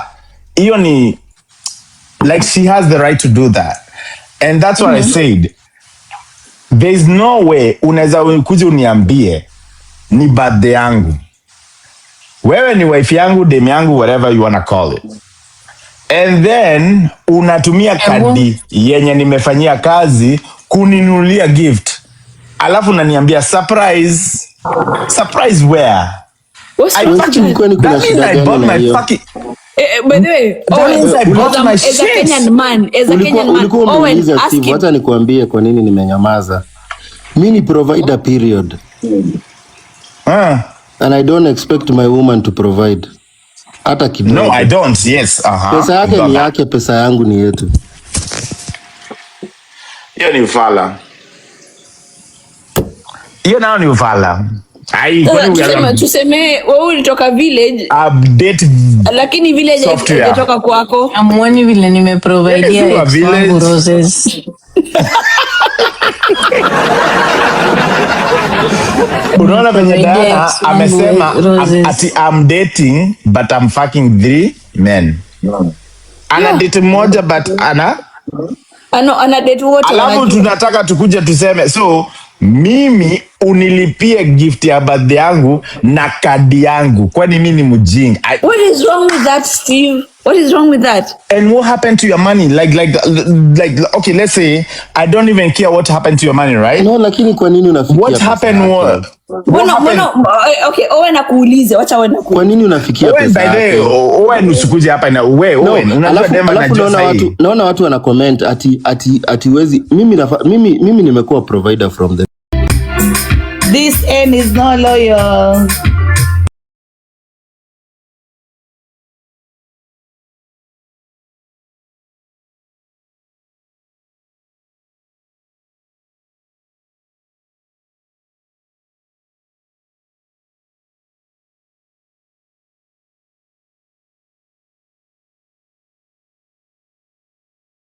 case atatumia kadi ya mmoja one of the three kubaia gift mwingine. Nilishamwambia mimi, the gift I give you is my existence, me as Diana. I'm giving you an opportunity to spend time with me, and that is just a privilege.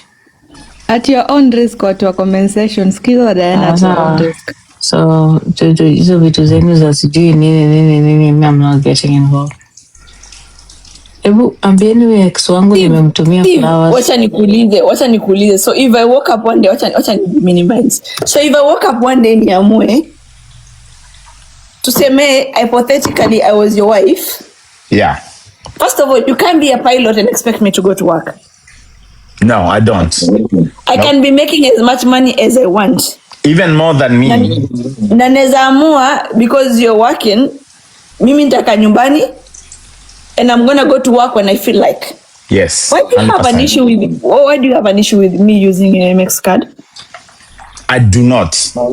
Because guess what? I'm gonna buy that Bugatti, that Gucci, whatever the fuck I want to buy, and go on any vacation I want to go. 100%. You can.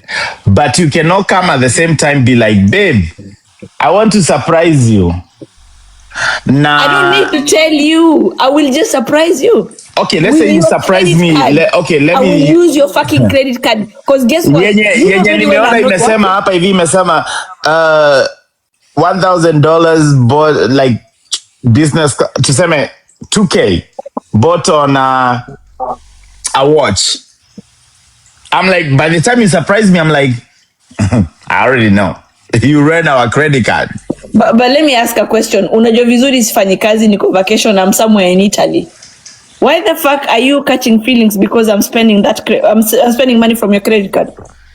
You provided that fucking shit to me. No, mimi sisemi hivi, mimi nasema unaeza, like that's what I said. You don't have to be the provider, but you can have like something, you can do something that you are like, it's not about money. And that's what I'm saying. Gifts are not about money. There's 5 languages, 5 love languages. Sawa. Mimi mine is word of affirmation. The second one is sasa unacheka nini? Diana zako najua ni gifts. Na Munyandu si uko na watu watatu.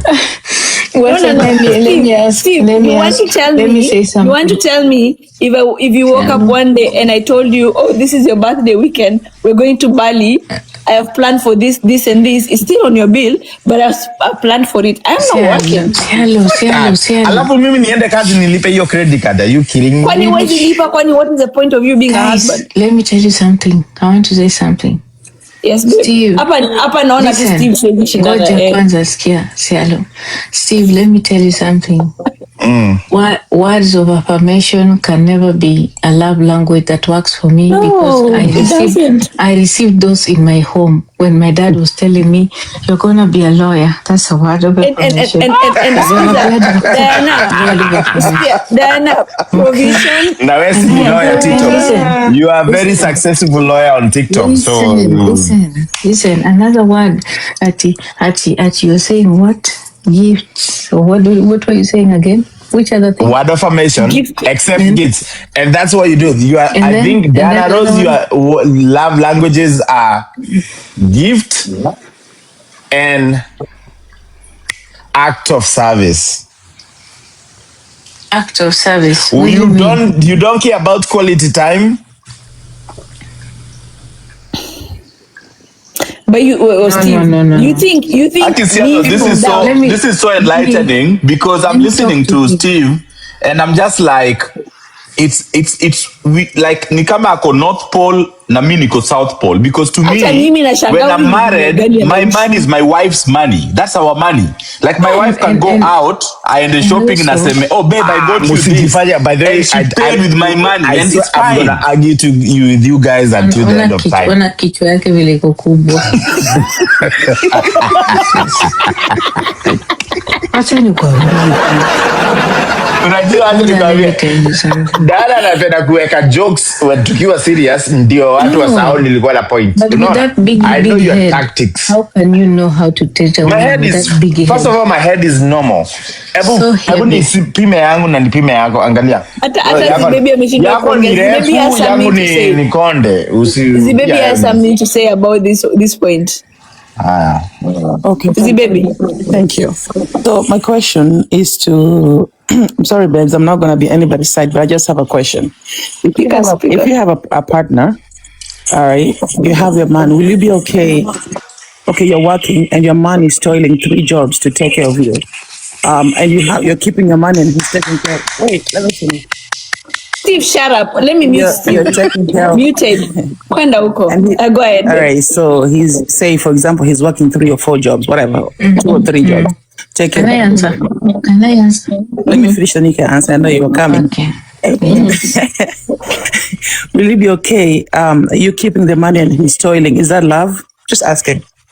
He's willing. He's not asking you for the money. I personally, I wouldn't feel comfortable. I feel guilty. I don't think that's balance. Have you finished? The only reason he's toiling is because he knows. Oh, sorry. Okay, finish and then I'll answer. I don't care if the man is going to sleep out there for 6 days to get the money. Get the money because that is what you do for the people you love. You sacrifice. Love and selflessness and sacrifice, they go hand in hand. How about you? Me, Steve, shut up. Me, I receive and I say thank you and I give you a beautiful kiss and some nice sex at night. What's the big deal? That's what motivates you to go to work again, okay? You're a provider.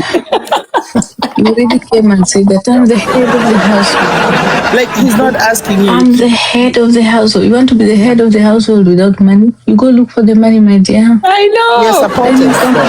You're supporting support. And if you cannot afford Diana, go find a woman that you can afford. Period. Don't date women who are out of your league. Period. Definition ya huyu amewekwa. Amekaliwa. Anaitwa nani huyu? Si Kenyan home mwingine. Steve, I don't know what kind of a pilot you are, but Miss June nani alikuwa. Mimi I don't care. You as a man, huwezi expect mwanamke wako afanye kazi na asikubaie present, akubaie present, oh suddenly my woman is spending my money to spoil me.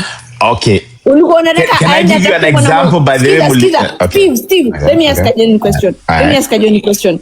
So you know very well, wacha ni enlarge. Kunywa brufen. Pilot. Aya, nimekunywa brufen. Here it is. Kunywa brufen. Ostrich pilot. So wewe umenipea your credit card, si ndio? I am using your credit card. Yeah. So I am not working. I'm taking care of your kid. If I spoil you for your birthday and booked a trip to Maldives, it's an issue. No, it's not. No. Ulisema tu hapa hivi a few minutes ago that as long as the bill comes in, that I am paying for the bills, it's an issue. Is it a surprise when it's in my own, like our own money? Let me ask you a question. Unajua vizuri mimi kama bibi wako sifanyi kazi. Unataka nini niuze kuma nichukue credit card ya mwanaume mwingine nikuspoil ndo uelewe ni birthday yako? You don't have to use money. That's what I said. There's 5 love languages. What the fuck are you talking about? Fuck that. Steve, that's what gifting. Hypothetically, by the way. Wait, Ebony Wauliza, what's the 5 languages? 5 love languages. Let me tell you something, Steve. Steve, before you go far, word of affirmation, before you go far, let me tell you. Before you go far, personal touch. Empathy is the only thing. Quality time. Empathy, skiza, shut up. Empathy is the only thing a woman is asking for, and if you cannot provide empathy,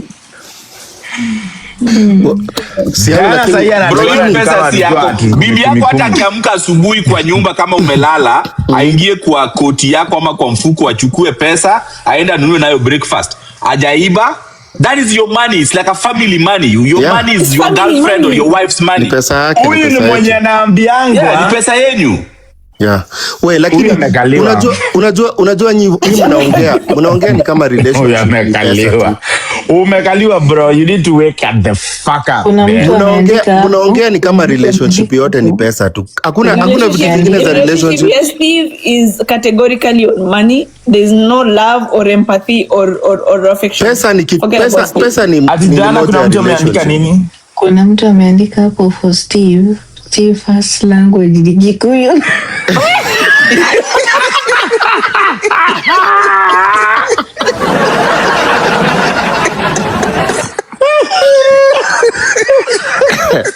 Besha. Owen. Besa.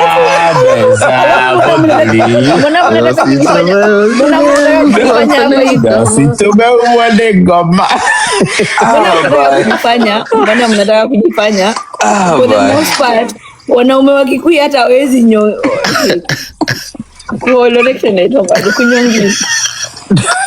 You know why I'm so passionate about it? Because these are some of the things that men out here do. You know, unapata chali ameacha dem ako kwa nyumba, right?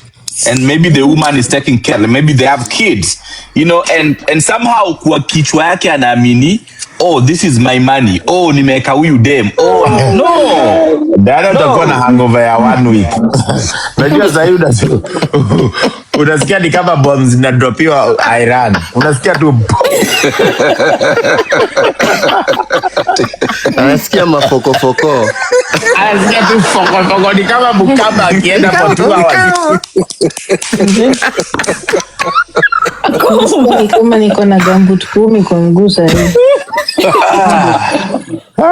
But cheers, guys. This has been a very good night. Like TikTok is all about that. We switch it up. We have fun. It's not about being all serious all the time. But jana nimekuwa hapa hivi niko emotional na mabeshe yangu akiniimbia because I miss them. I saw it. But I saw it by the way. I told them the reason I'm on TikTok is because of them. Because if it was because of Kenya and TikTok, mimi ningekuwa nimefunga hii app kitambo sana. Because what the fuck?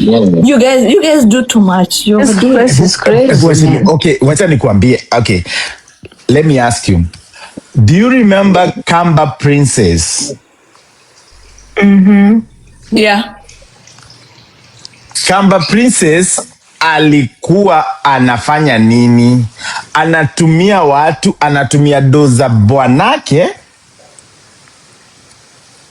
kupatia watu magift to do basically everything, right? What did you guys say to Kamba Princess? You are evil. Bwanako ni mujinga, ako kazi. Miss you una address nani, but I was not there. Diana Rose. Who are you addressing? You. I remember talking about Kamba Princess, and this is what I said. What was he doing? Alikuwa anatumia pesa za bwanake kuwa press other people. I say that I told Kamba Princess that she is an idiot, that she is stupid for using her husband's money to please other men and not herself. That's what I say. I said that she's a foolish woman that does not love herself, that she would use her husband's money to buy the love of other men. And I told her she should take her husband's money and use it for herself, not to get other men or please other men. That's what I told her. I told her she's stupid. That's what I said. What if she said, what did you know? Maybe she was doing it because the husband is okay with it. Well, no, Steve, you cannot be okay with somebody spending the money on your birthday. Are you going to be okay with them spending it on other men? Yeah. Mimi nakupiga panga kichwa. Ai. Hapa ndio wewe. Sisi wote kamiti. Tunaenda kwa kamiti.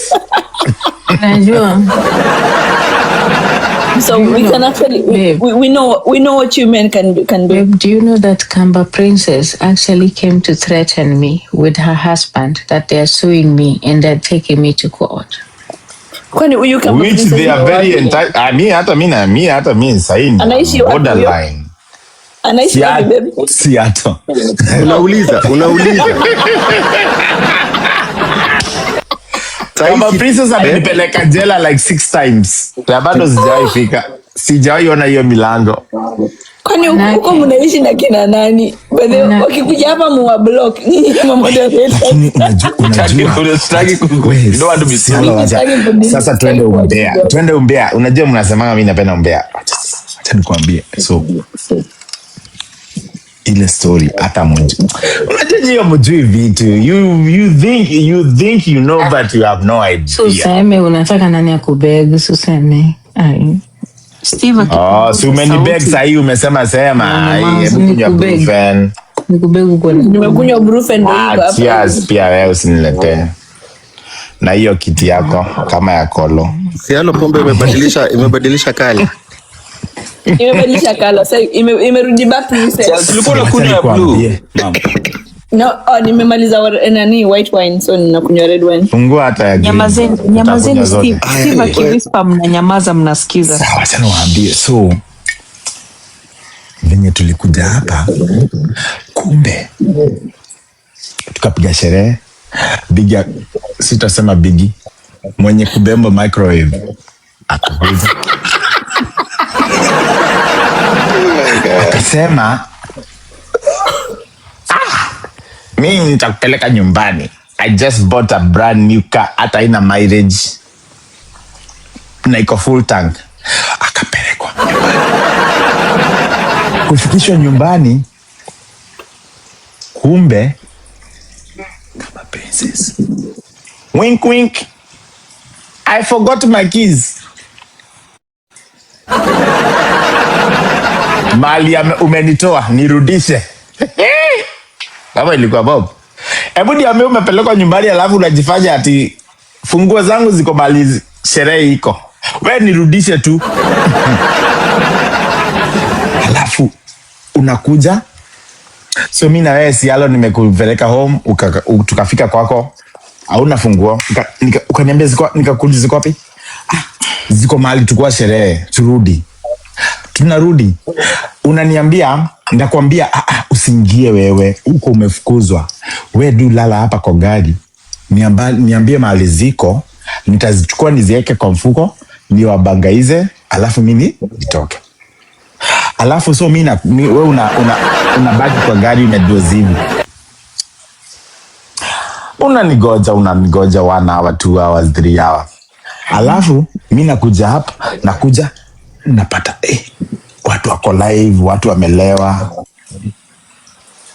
Naona funguo naziweka chumbuli. Alafu napigisha watu mashoto. Cheers. Kumbe sisi tunadhani mtu wako amelala. Alafu nachukua keys. Alafu na Morife alienda hivi.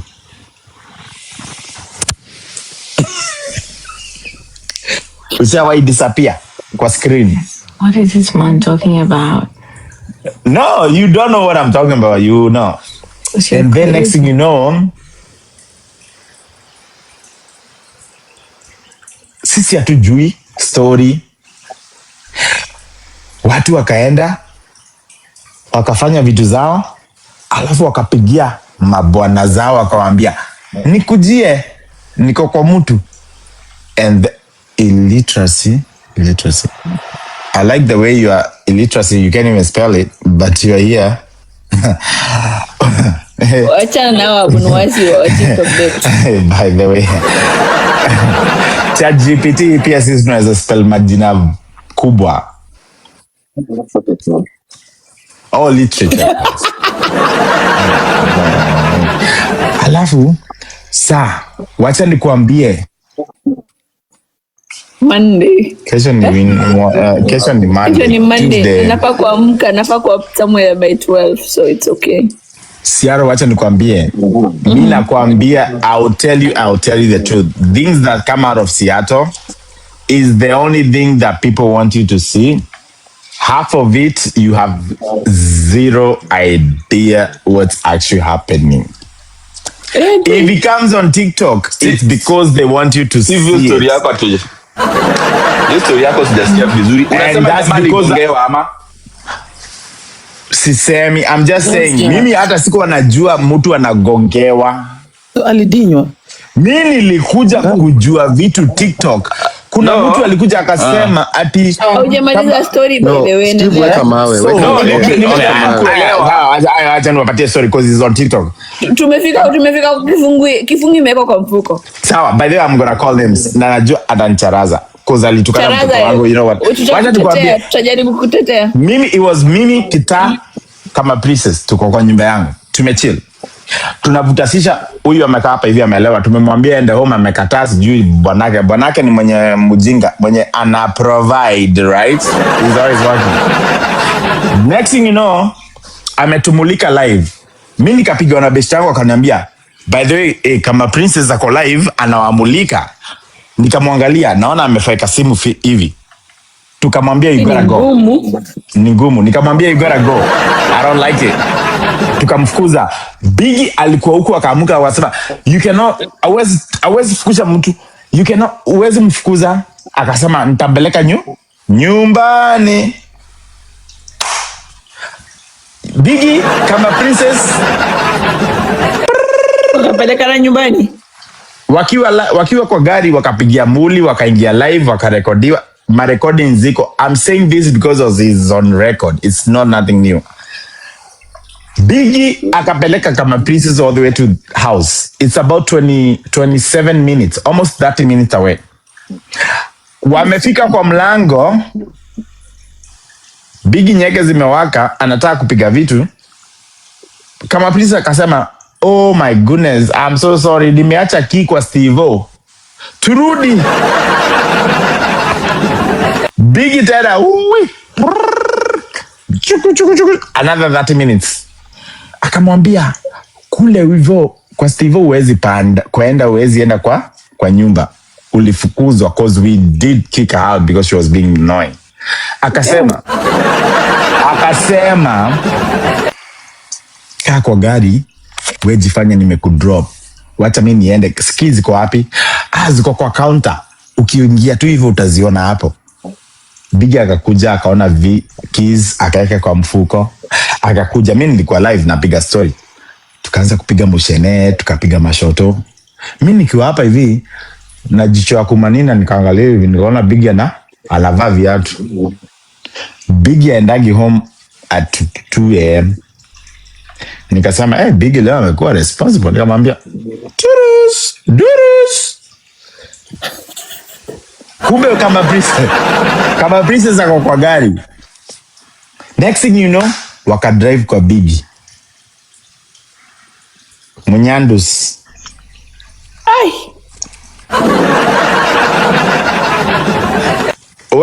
Mimi nakwambia, I tell you, unajuaje Munyandus though? Kama princess alituambia mwenyewe. Alisema yeye alikuwa amelala. Ni kama ule demo Mkamba alisema mimi nilikuwa nimelala nikasikia tu kitu iko ndani. Kama princess alisema mwenyewe. Mimi nikasema what the fuck? I thought you uliachwa nyumbani. Ndio hapo tuliwashika tukawauliza. I thought Biggie alikuacha home kwako. Akasema hapana, venye tulienda kwangu nikakuta sina key, tukarudi kwako. Biggie akasema nisiingie, watu wasijue tumerudi na wewe, but mimi tutaenda na wewe kwangu. Biggie akakuja akatupanga, tukaingia box. Tukapiga mashot, alafu akasema mimi naenda home. Akaenda kwa gari yake. Guess what? Kama princess bado amechill hapa for 2 hours. Wakachukuana kwa nyumba. Alafu Munyandu siki happen. Hold on Diana. Munyandu siki happen. Guess what? Walifanya nini? Walipigia husband. That was like 5 in the morning. Oh, okay. Okay, and where were you when all this was happening? Nilikuwa nimeshikilia mguu yangu, nilikuwa najikuna, nasema this cannot be happening. Like, so you were actually there when all this happened? No, it's a story I was told. I was not there, but it makes sense to my head. Liar, pants on fire. If you are not there and you're talking about another person's story like it actually happened, I think that this is your story. you did something like this. You are telling your story of what you did because it's only your story that you could have so much detail like that. Yes. That's you. Yes. So would I say the same thing about wewe kusema mimi na Menace tumedinyana is because you have done the same thing and you are portraying on me? No. You told us that so it's different when it comes to your story you and my story. It. Wewe si umedinywa mpaka na Geoffrey mpaka akakuja kutuambia. Hata Geoffrey amekudinya. Hata Geoffrey amekudinya. Oh my fucking God. Unajua, I forgot where I'm at. Double standards kwa hii platform is fucking crazy. Get out of the closet. Get out of the closet. Stevie Wonder. Get out of the closet. Get out of the closet. Na wewe pia wewe Get out of the closet. Stevie Get out of the closet. Yani hapa siwezi win. You know what? I don't have nobody to even protect me. Host mwenyewe ako kwa hiyo, like I cannot even win this battle, guys. I cannot. Steve scare. Anyway, tulikuwa kwa different topic. By the way, Tuju ameshakufa. Nani? Tuju ameshakufa, anangoja nini?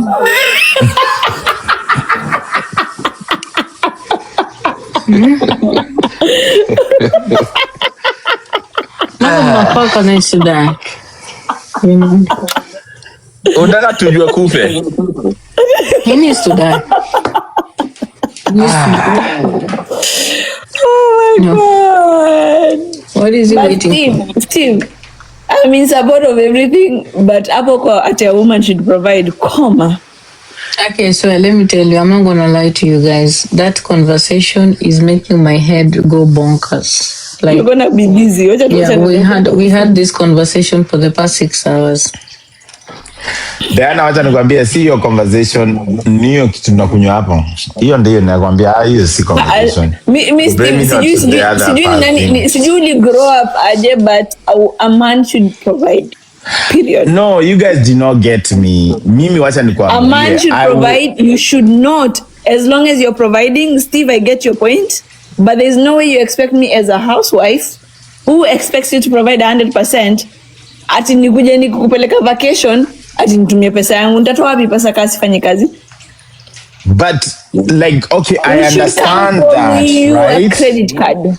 Yes, it can, but it should not be a surprise. How am I fucking surprised when the bill comes on my phone inasema bibi yako amelipa $5,000?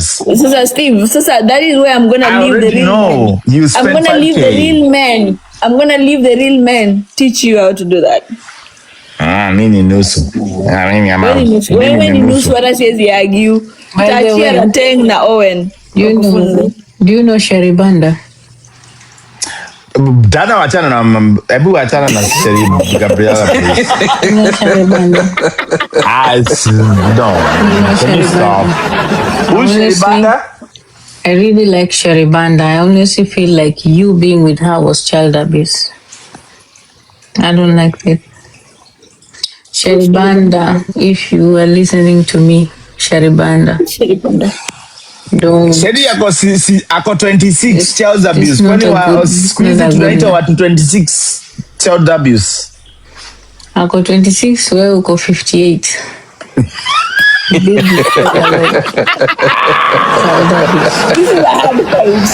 a hard fight. That was a good one. I'll see that come back. I feel like she's very young. She's so young for all these corrupt things that you do for her. I don't like it. Yeah, akiulizwa anasema. No, I really like that girl. Leave her alone. I mean, kona Hannah. Me and Hannah, we actually very getting married. Wait, let me ask you, Steve. Let me ask you an honest question. How do you sit down and tell me you like? Hold on, let me expand myself. Minimize you. Yeah, I'm very. How do you sit down and say, I like Cheryl? Alafu in the same breath, you're breathing, Ati mimi nilikuwa nakatia. Sijasema. Unaona hata huwezi maliza sentence. I can't even say it. Let me phrase it. I did not say Cheryl was, I love Cheryl. Let me rephrase it. No. I swear I have a comeback for you, Cheryl. Nah, fuck you. Kwani si ulikuwa ndani ukisema vile unampenda sijui nini ukiapologize hata sijui ule na Germany. Omote mwenyewe si alipewa 1.3 million na akamorife. I was not in his life before that. So all of a sudden suna sahi one akwapi alipotea TikTok. Mr. Pilot, collect your feelings. Put it together. This has nothing to do with Omote. Omote alipotea. This you motherfucker. Okay, Omote akukaa chini akasema, oh me I love Cielo and somebody else. Steve, fuck you. Listen, Omote afadhali alitoa coins, wewe uliiba kuma. Na mkundu. Steve ni mwizi wa kuma na mkundu. Sieri wa coins. This wachana na mtu wangu. Wewe ndio uliamua kusema mwenyewe. You're not a good friend. Mimi niko hapa hivi na defend na uko umechill tu. Owen, thank you so much. Niambie Pala, how are you? You're quiet. Able to move on from my fucking story, motherfucking. Pala, niongeleshe please. Nimenyamaza. Mbaya. Ni mbaya hata wewe unashindwa kuongea. Imagine Steve, even the Kikuyu community cannot stand you. Imagine. By the way, Wakikuyu tunafungua live leo, acha nikwambie tuko na mkutano. Na mutasikia ngo. Ado Kikuyu, ado mobi. Ado mobi turathi gwakwa muthi. Twina mucemanio. Ado wa nyumba. Ado wa nyumba twina mucemanio gwito. Na umuthi turathi twina discussion. Niki. Tutigimera toma confuse. Okay. Lakini unajua mnashikanisha nikisema hizo vitu za kizungu. Mnashikanisha. By the way. Nimeona Ruto tangu atusiwe ameanza kunona kidogo. Lakini hao watu walikuwa savage. Walikuwa na ingiliana. Alikuwa kaibo, hata masikio yake moja ilikuwa biga refu kushinda hii ingine. No, by the way, hebu nikuulize. Lakini unajua Dana, wacha nikwambie, unajua politics in a way, like we think like let's think of them as human beings. Hizi vitu zinawa affect, wako na stress. Unaona? By the way, kuna venye alikuwa nakaa unamwangalia unasema, ai, si venye anakuanga. It didn't look good. Things affect you. Ruto, it doesn't matter the money you have. Ruto has been sick. And where? Ruto has been sick, but Ruto is not the only politician who is sick. No. Next week. No, on a serious note though, Steve. I think first of all, the fact that some people can stoop so low, to talk about a leader's health status when we know 90% of our politicians have underlying medical conditions. Tell me which one of them you think is healthy. All of them are sick. All of them. Most of them most of them can't even get an erection, let alone. Yeah, most of them are sick, and so I think it was such a low. Mimi ni guess kwa ile live hata sijui anaongelea story gani. So wacha ni No, I'm not trying to attack anyone. I'm not trying to attack any one of them. I'm just trying to say we need to hold our leaders. Getting an erection is not a healthcare issue. Tuseme tu wezi nyongi. We need to kind of elevate our political discourse. We need to elevate our political discourse. I am not speaking from my healthcare professional. Not talking about the health status of our leaders, because all of them are sick. All of them. We start from the chief opposition. Alipelekwa huko akadmitiwa when he was impeached. We know about Ruto. He's been getting treatment, you know? We know about Uhuru Kenyatta. He almost died. All of them are sick. Raila was sick. He was hiding it from us. And then he died. So we need to stop thinking that these politicians, Raila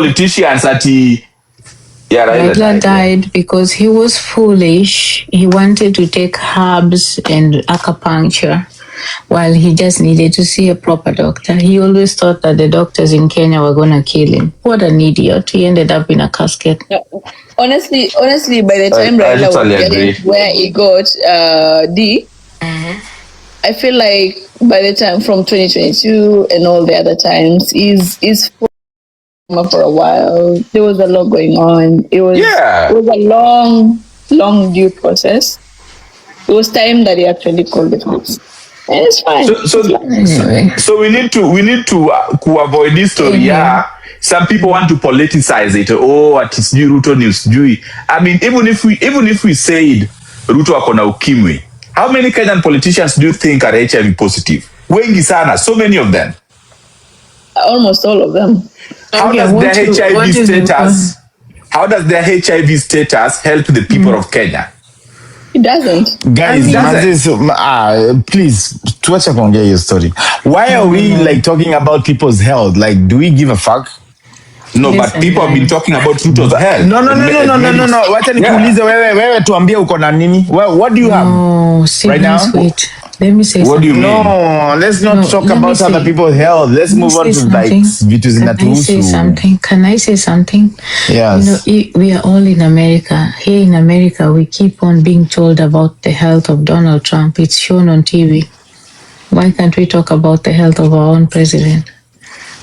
Ndio nishiko nikifika Kenya tu hivi nishiko niweka niende nipate Karura Forest. Steve, the reality is it doesn't matter. It does not matter, but let me tell you, in Kenya it does matter. Huyu haezi rudi Kenya, huyu mwenye anaongea hapa hivi anaitwa nani? I think you're losing the plot. I don't know what's ngoja kidogo. Steve, what's your issue?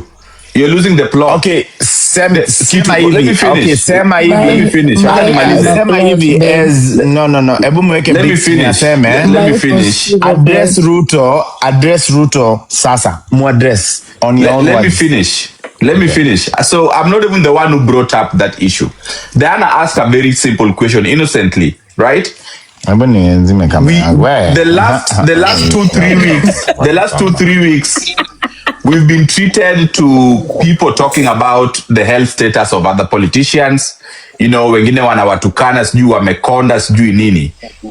My response to that is it doesn't matter. We don't need to talk about the health of our politicians. But even if we do, it would be very, very beneficial we talk about it in a positive way. All of them are sick. 90% of the Kenyan politicians have underlying health conditions. No, it's not. No. Fuck you. Fuck. Motherfucker. Mwoga. You say coward. Mwoga, why are you hiding? Yes. Open that camera. Steve, by the end of it all, whether we want. No, Seattle. Let's go back to him. And before you address your statement, amesema 90% of them are sick. Letter evidence.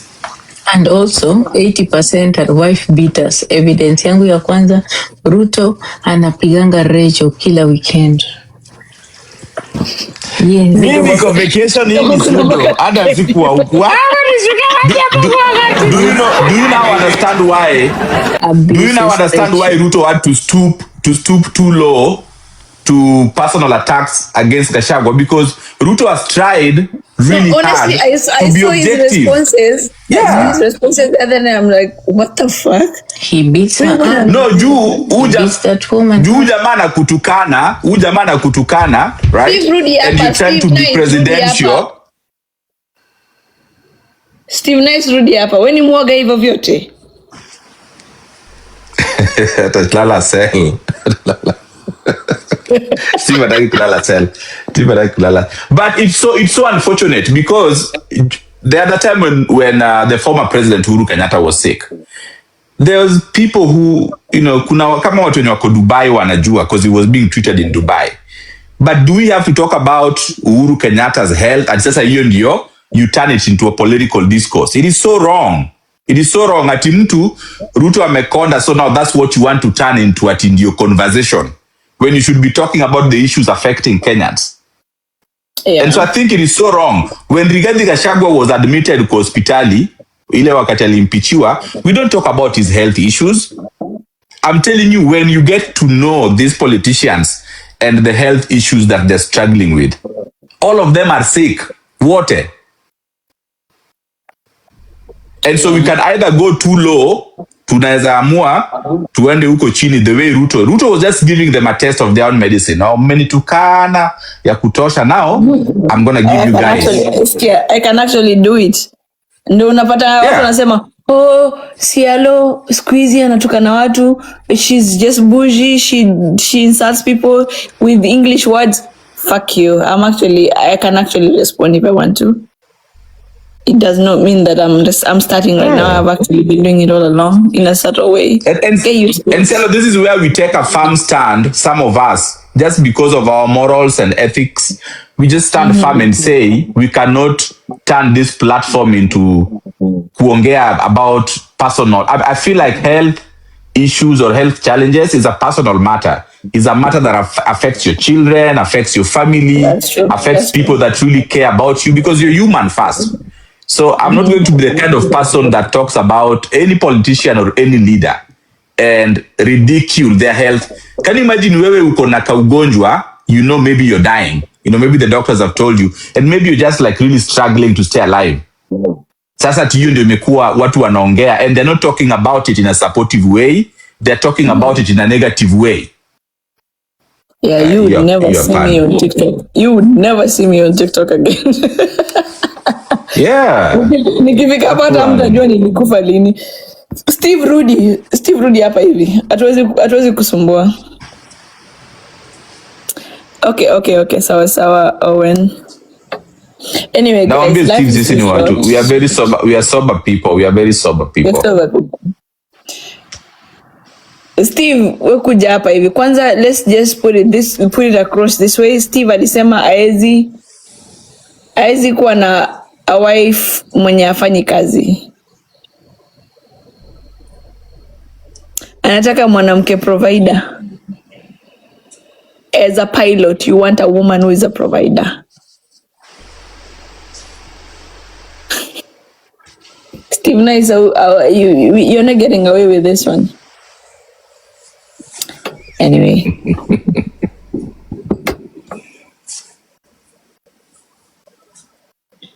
Steve is rudi hapa saa hiyo chana.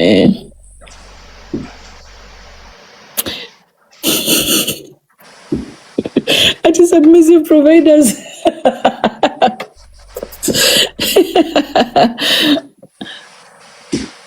Chiru melala.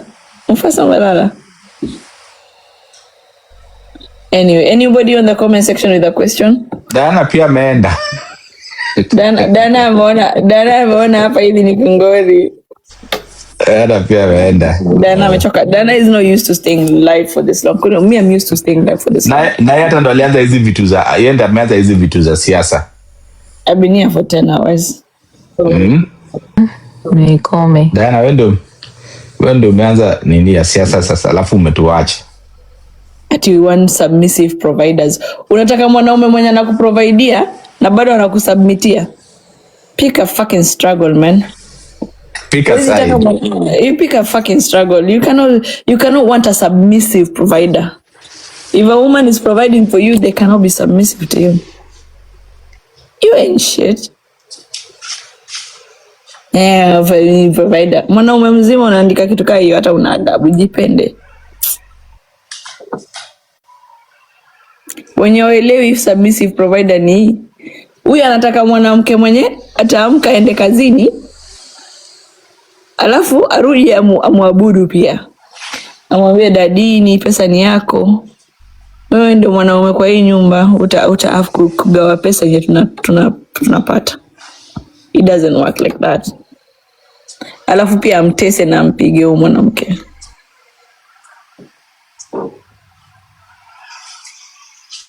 I share the bottle.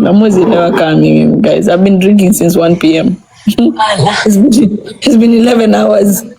Unajua ile wimbo inasemanga Sipema Kisumu Mosla Nene Nairobi Cielo, I think the next time Diana drinks, I want to be on live with her again. Amesema anakunywa mara mbili in a year. So it's been a good one today. Aki, I swear, Diana. Aki, please, the next time you drink before the year ends.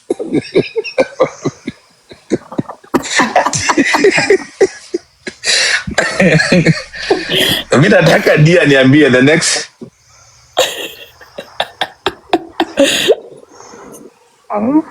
Diana, my ex. Selma, how are you? The next time you drink.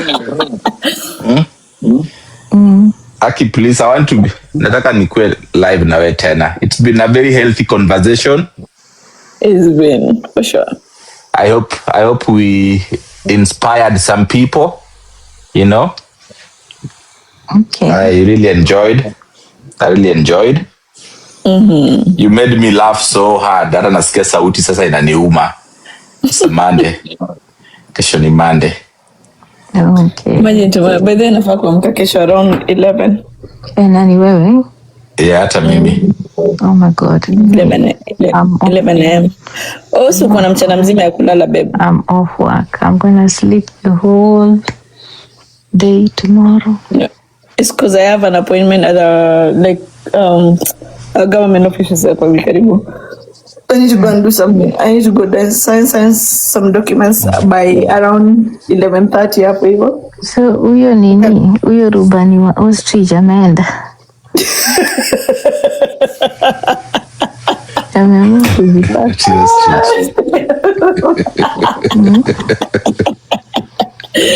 Ostrich pilot.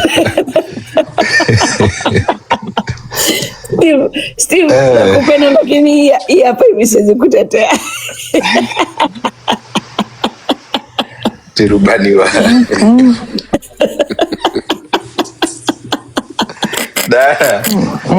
You guys are not polite.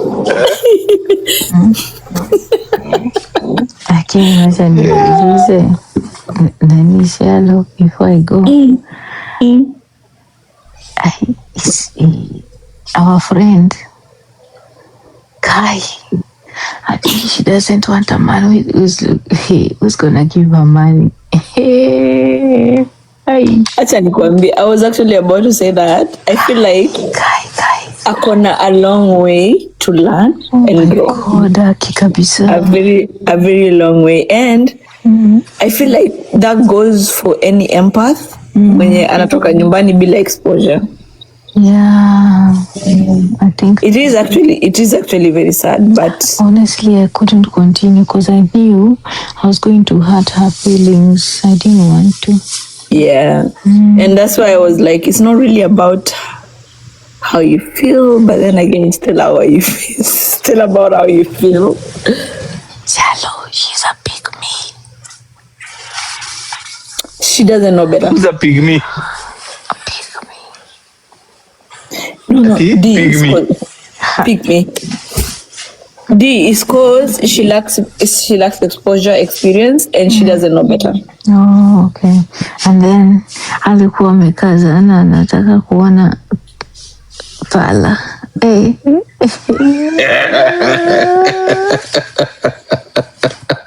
Imagine, so Palimi and you, Diana, have reached, or let's say Palimi first has reached, and let's say Chiri, tuko Palini, tuko zeros are like, dude, you're a provider. I don't give a fuck what you're gonna do.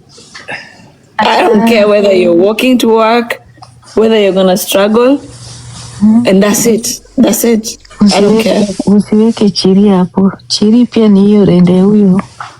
Chiri ni yule ati you don't make a man give you money. No. Usimweke hapo. Chiri ni hiyo rende yake. No, I feel like bado ako na room ya kugrow. And as soon as she grows or with experience along the way, because I don't think there's anything that is going to change that mindset unless experience. itabidi to accept. It's gonna be like let thy will be done. Yeah, we're gonna pray for her. I really like her though. She's a nice lady. I know. Let thy will be done. Unaona wale watu wenye wanakujaga TikTok unaambia msee, hey, don't do this, don't do that, don't do that. But inafika pale unasema lakini babe, I'm very let thy will be done. I'm scared. I'm afraid for her. Ask me why. Yeah. Naogopa kwa sababu nafikiria Collo na King Master wataenda kumtafuta.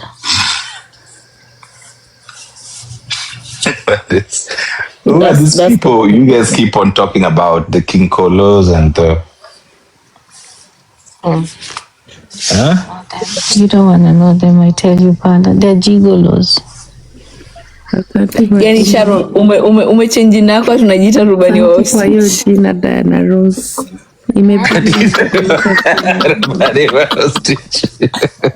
Okay, Sharon. Nafaa kuwa nimelala. Diana Rose amefanya nikacheka na nimeshindwa kulala. Babe, unajiitaje rubani wa host? Oh, Alicia. Sasa. Dana, imagine. Yo, kwanza hiyo time akitupigia story ya hiyo update, Diana, you had me laughing. That was kunywa nini Aki? Nakupenda. Unajua ni Tialo? Wezi jeka kwa kategoria ya Diana kwa sababu mimi na wewe we know very well we can take care of Lika. Diana cannot. Sini unashanga mpaka nilikuwa naona ati kuna kichwa mara na kuna anageuza shingo nikate hii na mvunja. Oh yeah. Nasikia kichwa yangu ni mzito lakini ni kama basi hujia kichwa. Umeshaingia kwa bed? Sasa mengi kwa bed but naenda kula kitu sana majuu nasikia njaa. It's okay, ingia tu kwa bed. Unajua niliamka nikafika leo, so there's a lot of food in the house. Usijidanganye ukule, ukikula ujue unarudi back to square one. Utakuwa soba. Ndio ujue nilianza kukunywa mapema. Nilianza kunywa during the day. Leo umeanza kunywa sangapi? During the day, maybe around 1 o'clock. Mimi nilianza kunywa drink nikijiambia acha ni prep food. No, ni prep. Alafu niko zile za like hizi bia zinafaa kumaliza before nirudi job next week. Boy. Hizi vitu zinafaa kwa hivi. Nikaanza kupika vitu na zifai kuona. Unarudi job next week? Vizuri. Ati vizuri. Sasa umenitupa. Nashinda kila sana na siala kwa live lakini siwezi kaa. Naingia nachungulia natoka. Unafikiria siwezi taka kuambiwa stay at home babe. Enda Steve atakwambia stay at home. Nitumie credit card naambiwa ni pesa yangu. Ati Steve anaweza kuja kufungulia chai hapa TikTok kutumia pesa yake. Yule Steve anajifanya ati yeye ndiye anajali Ruto.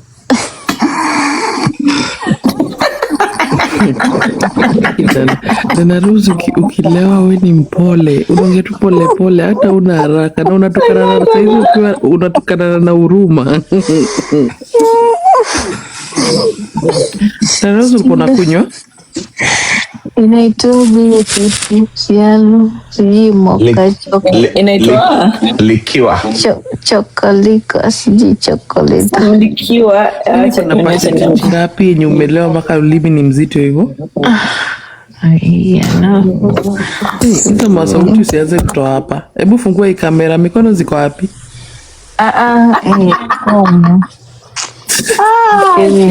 Siwezi nyonga ndio jana komo.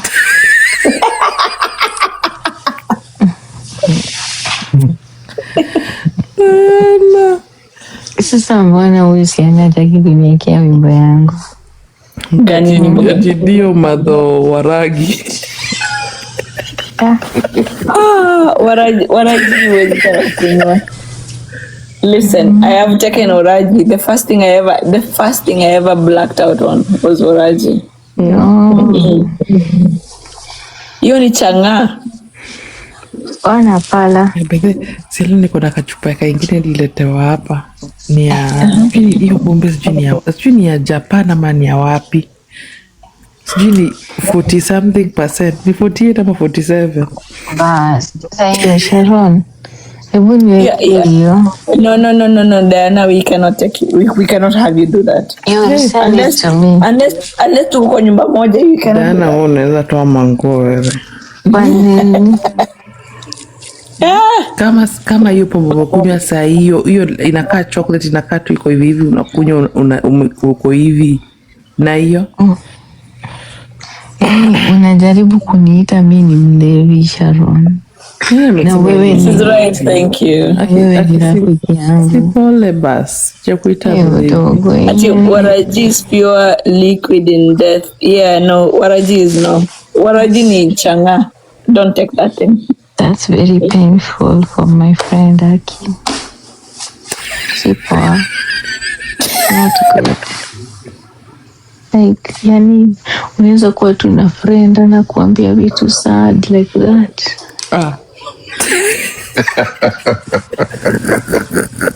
So unfair. Pombe si tufu. Well, you guys have a good night. Kwani ex wangu ananiwacha? Sini exi. Ananiacha? Sini ex. Acha mimi lale na mkapata kukram answers. Bye.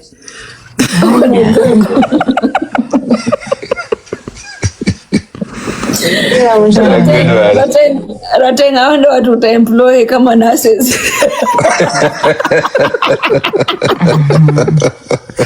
We don't judge. Kwa interview, remember, I don't know you from anywhere. Oh yeah, we don't judge. Yalo nikipatiwa niambiwe nipeane dawa kwanza naingia kwa ChatGPT. Hapana. Ni Sharon ndiye atakuwa ananisaimia hapo leo. Mnataka kuniambia Steve Nice anaenda kwa Google kupiga na. Wewe just Steve Nice anaenda kwa. Steve nakupenda lakini Steve Nice anaendesha ndege na Google. Dana, asante kwa jina rubani wa ostrich. Dana ni nini? Kadia nini? Nini jamani? Dana. Wasegomba kama ber. Nini usio kamano si pero kamano. Wabuda maber kabisa. Good night. Wadi anindikare. Tunasikia ex wangu ameniambia nikalale. Aya, pala hii ex mar Diana. Diana ni ex na kabisa na ex na Manaero. Diana. Ajekwambia Sharon. Ajekwambia ex alimbafua. Alitisho pesa kama ndoki.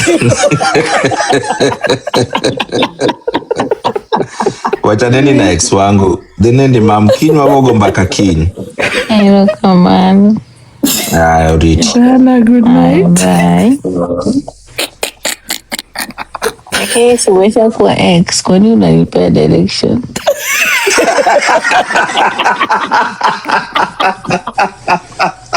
I can't with you. I can't. I can't with you. I can't.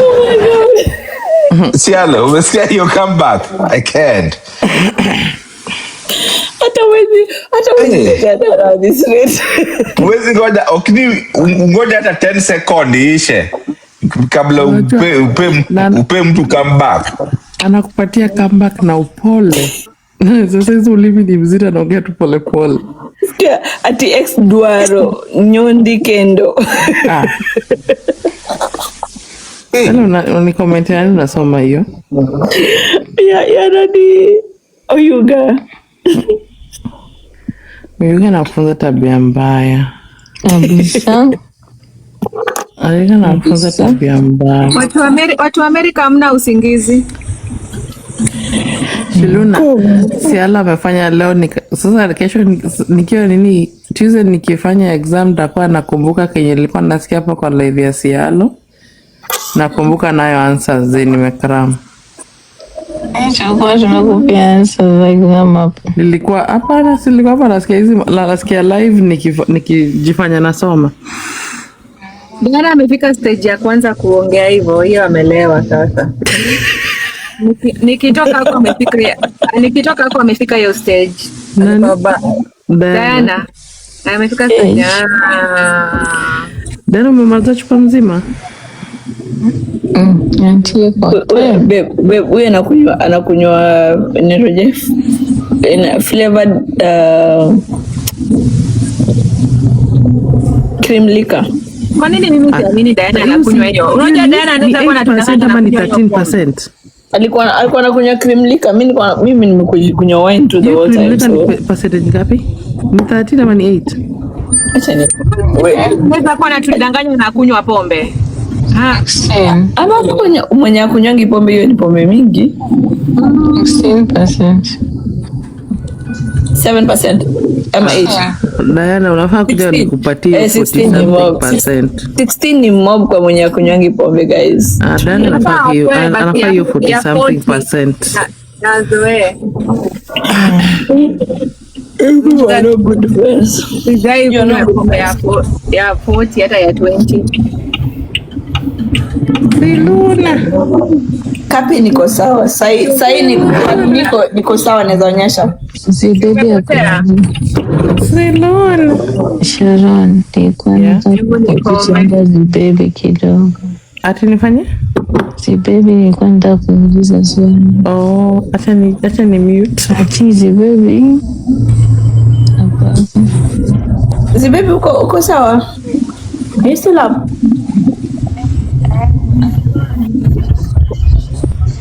Ngamelala.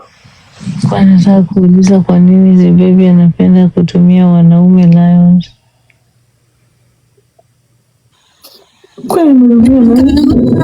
Penzi ni chupa ya D, umpe sasa akunywe pombe.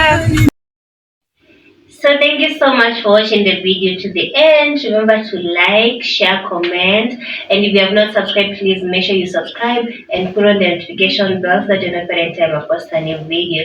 So guys, thank you. I'm gonna see you on my next video. Bye.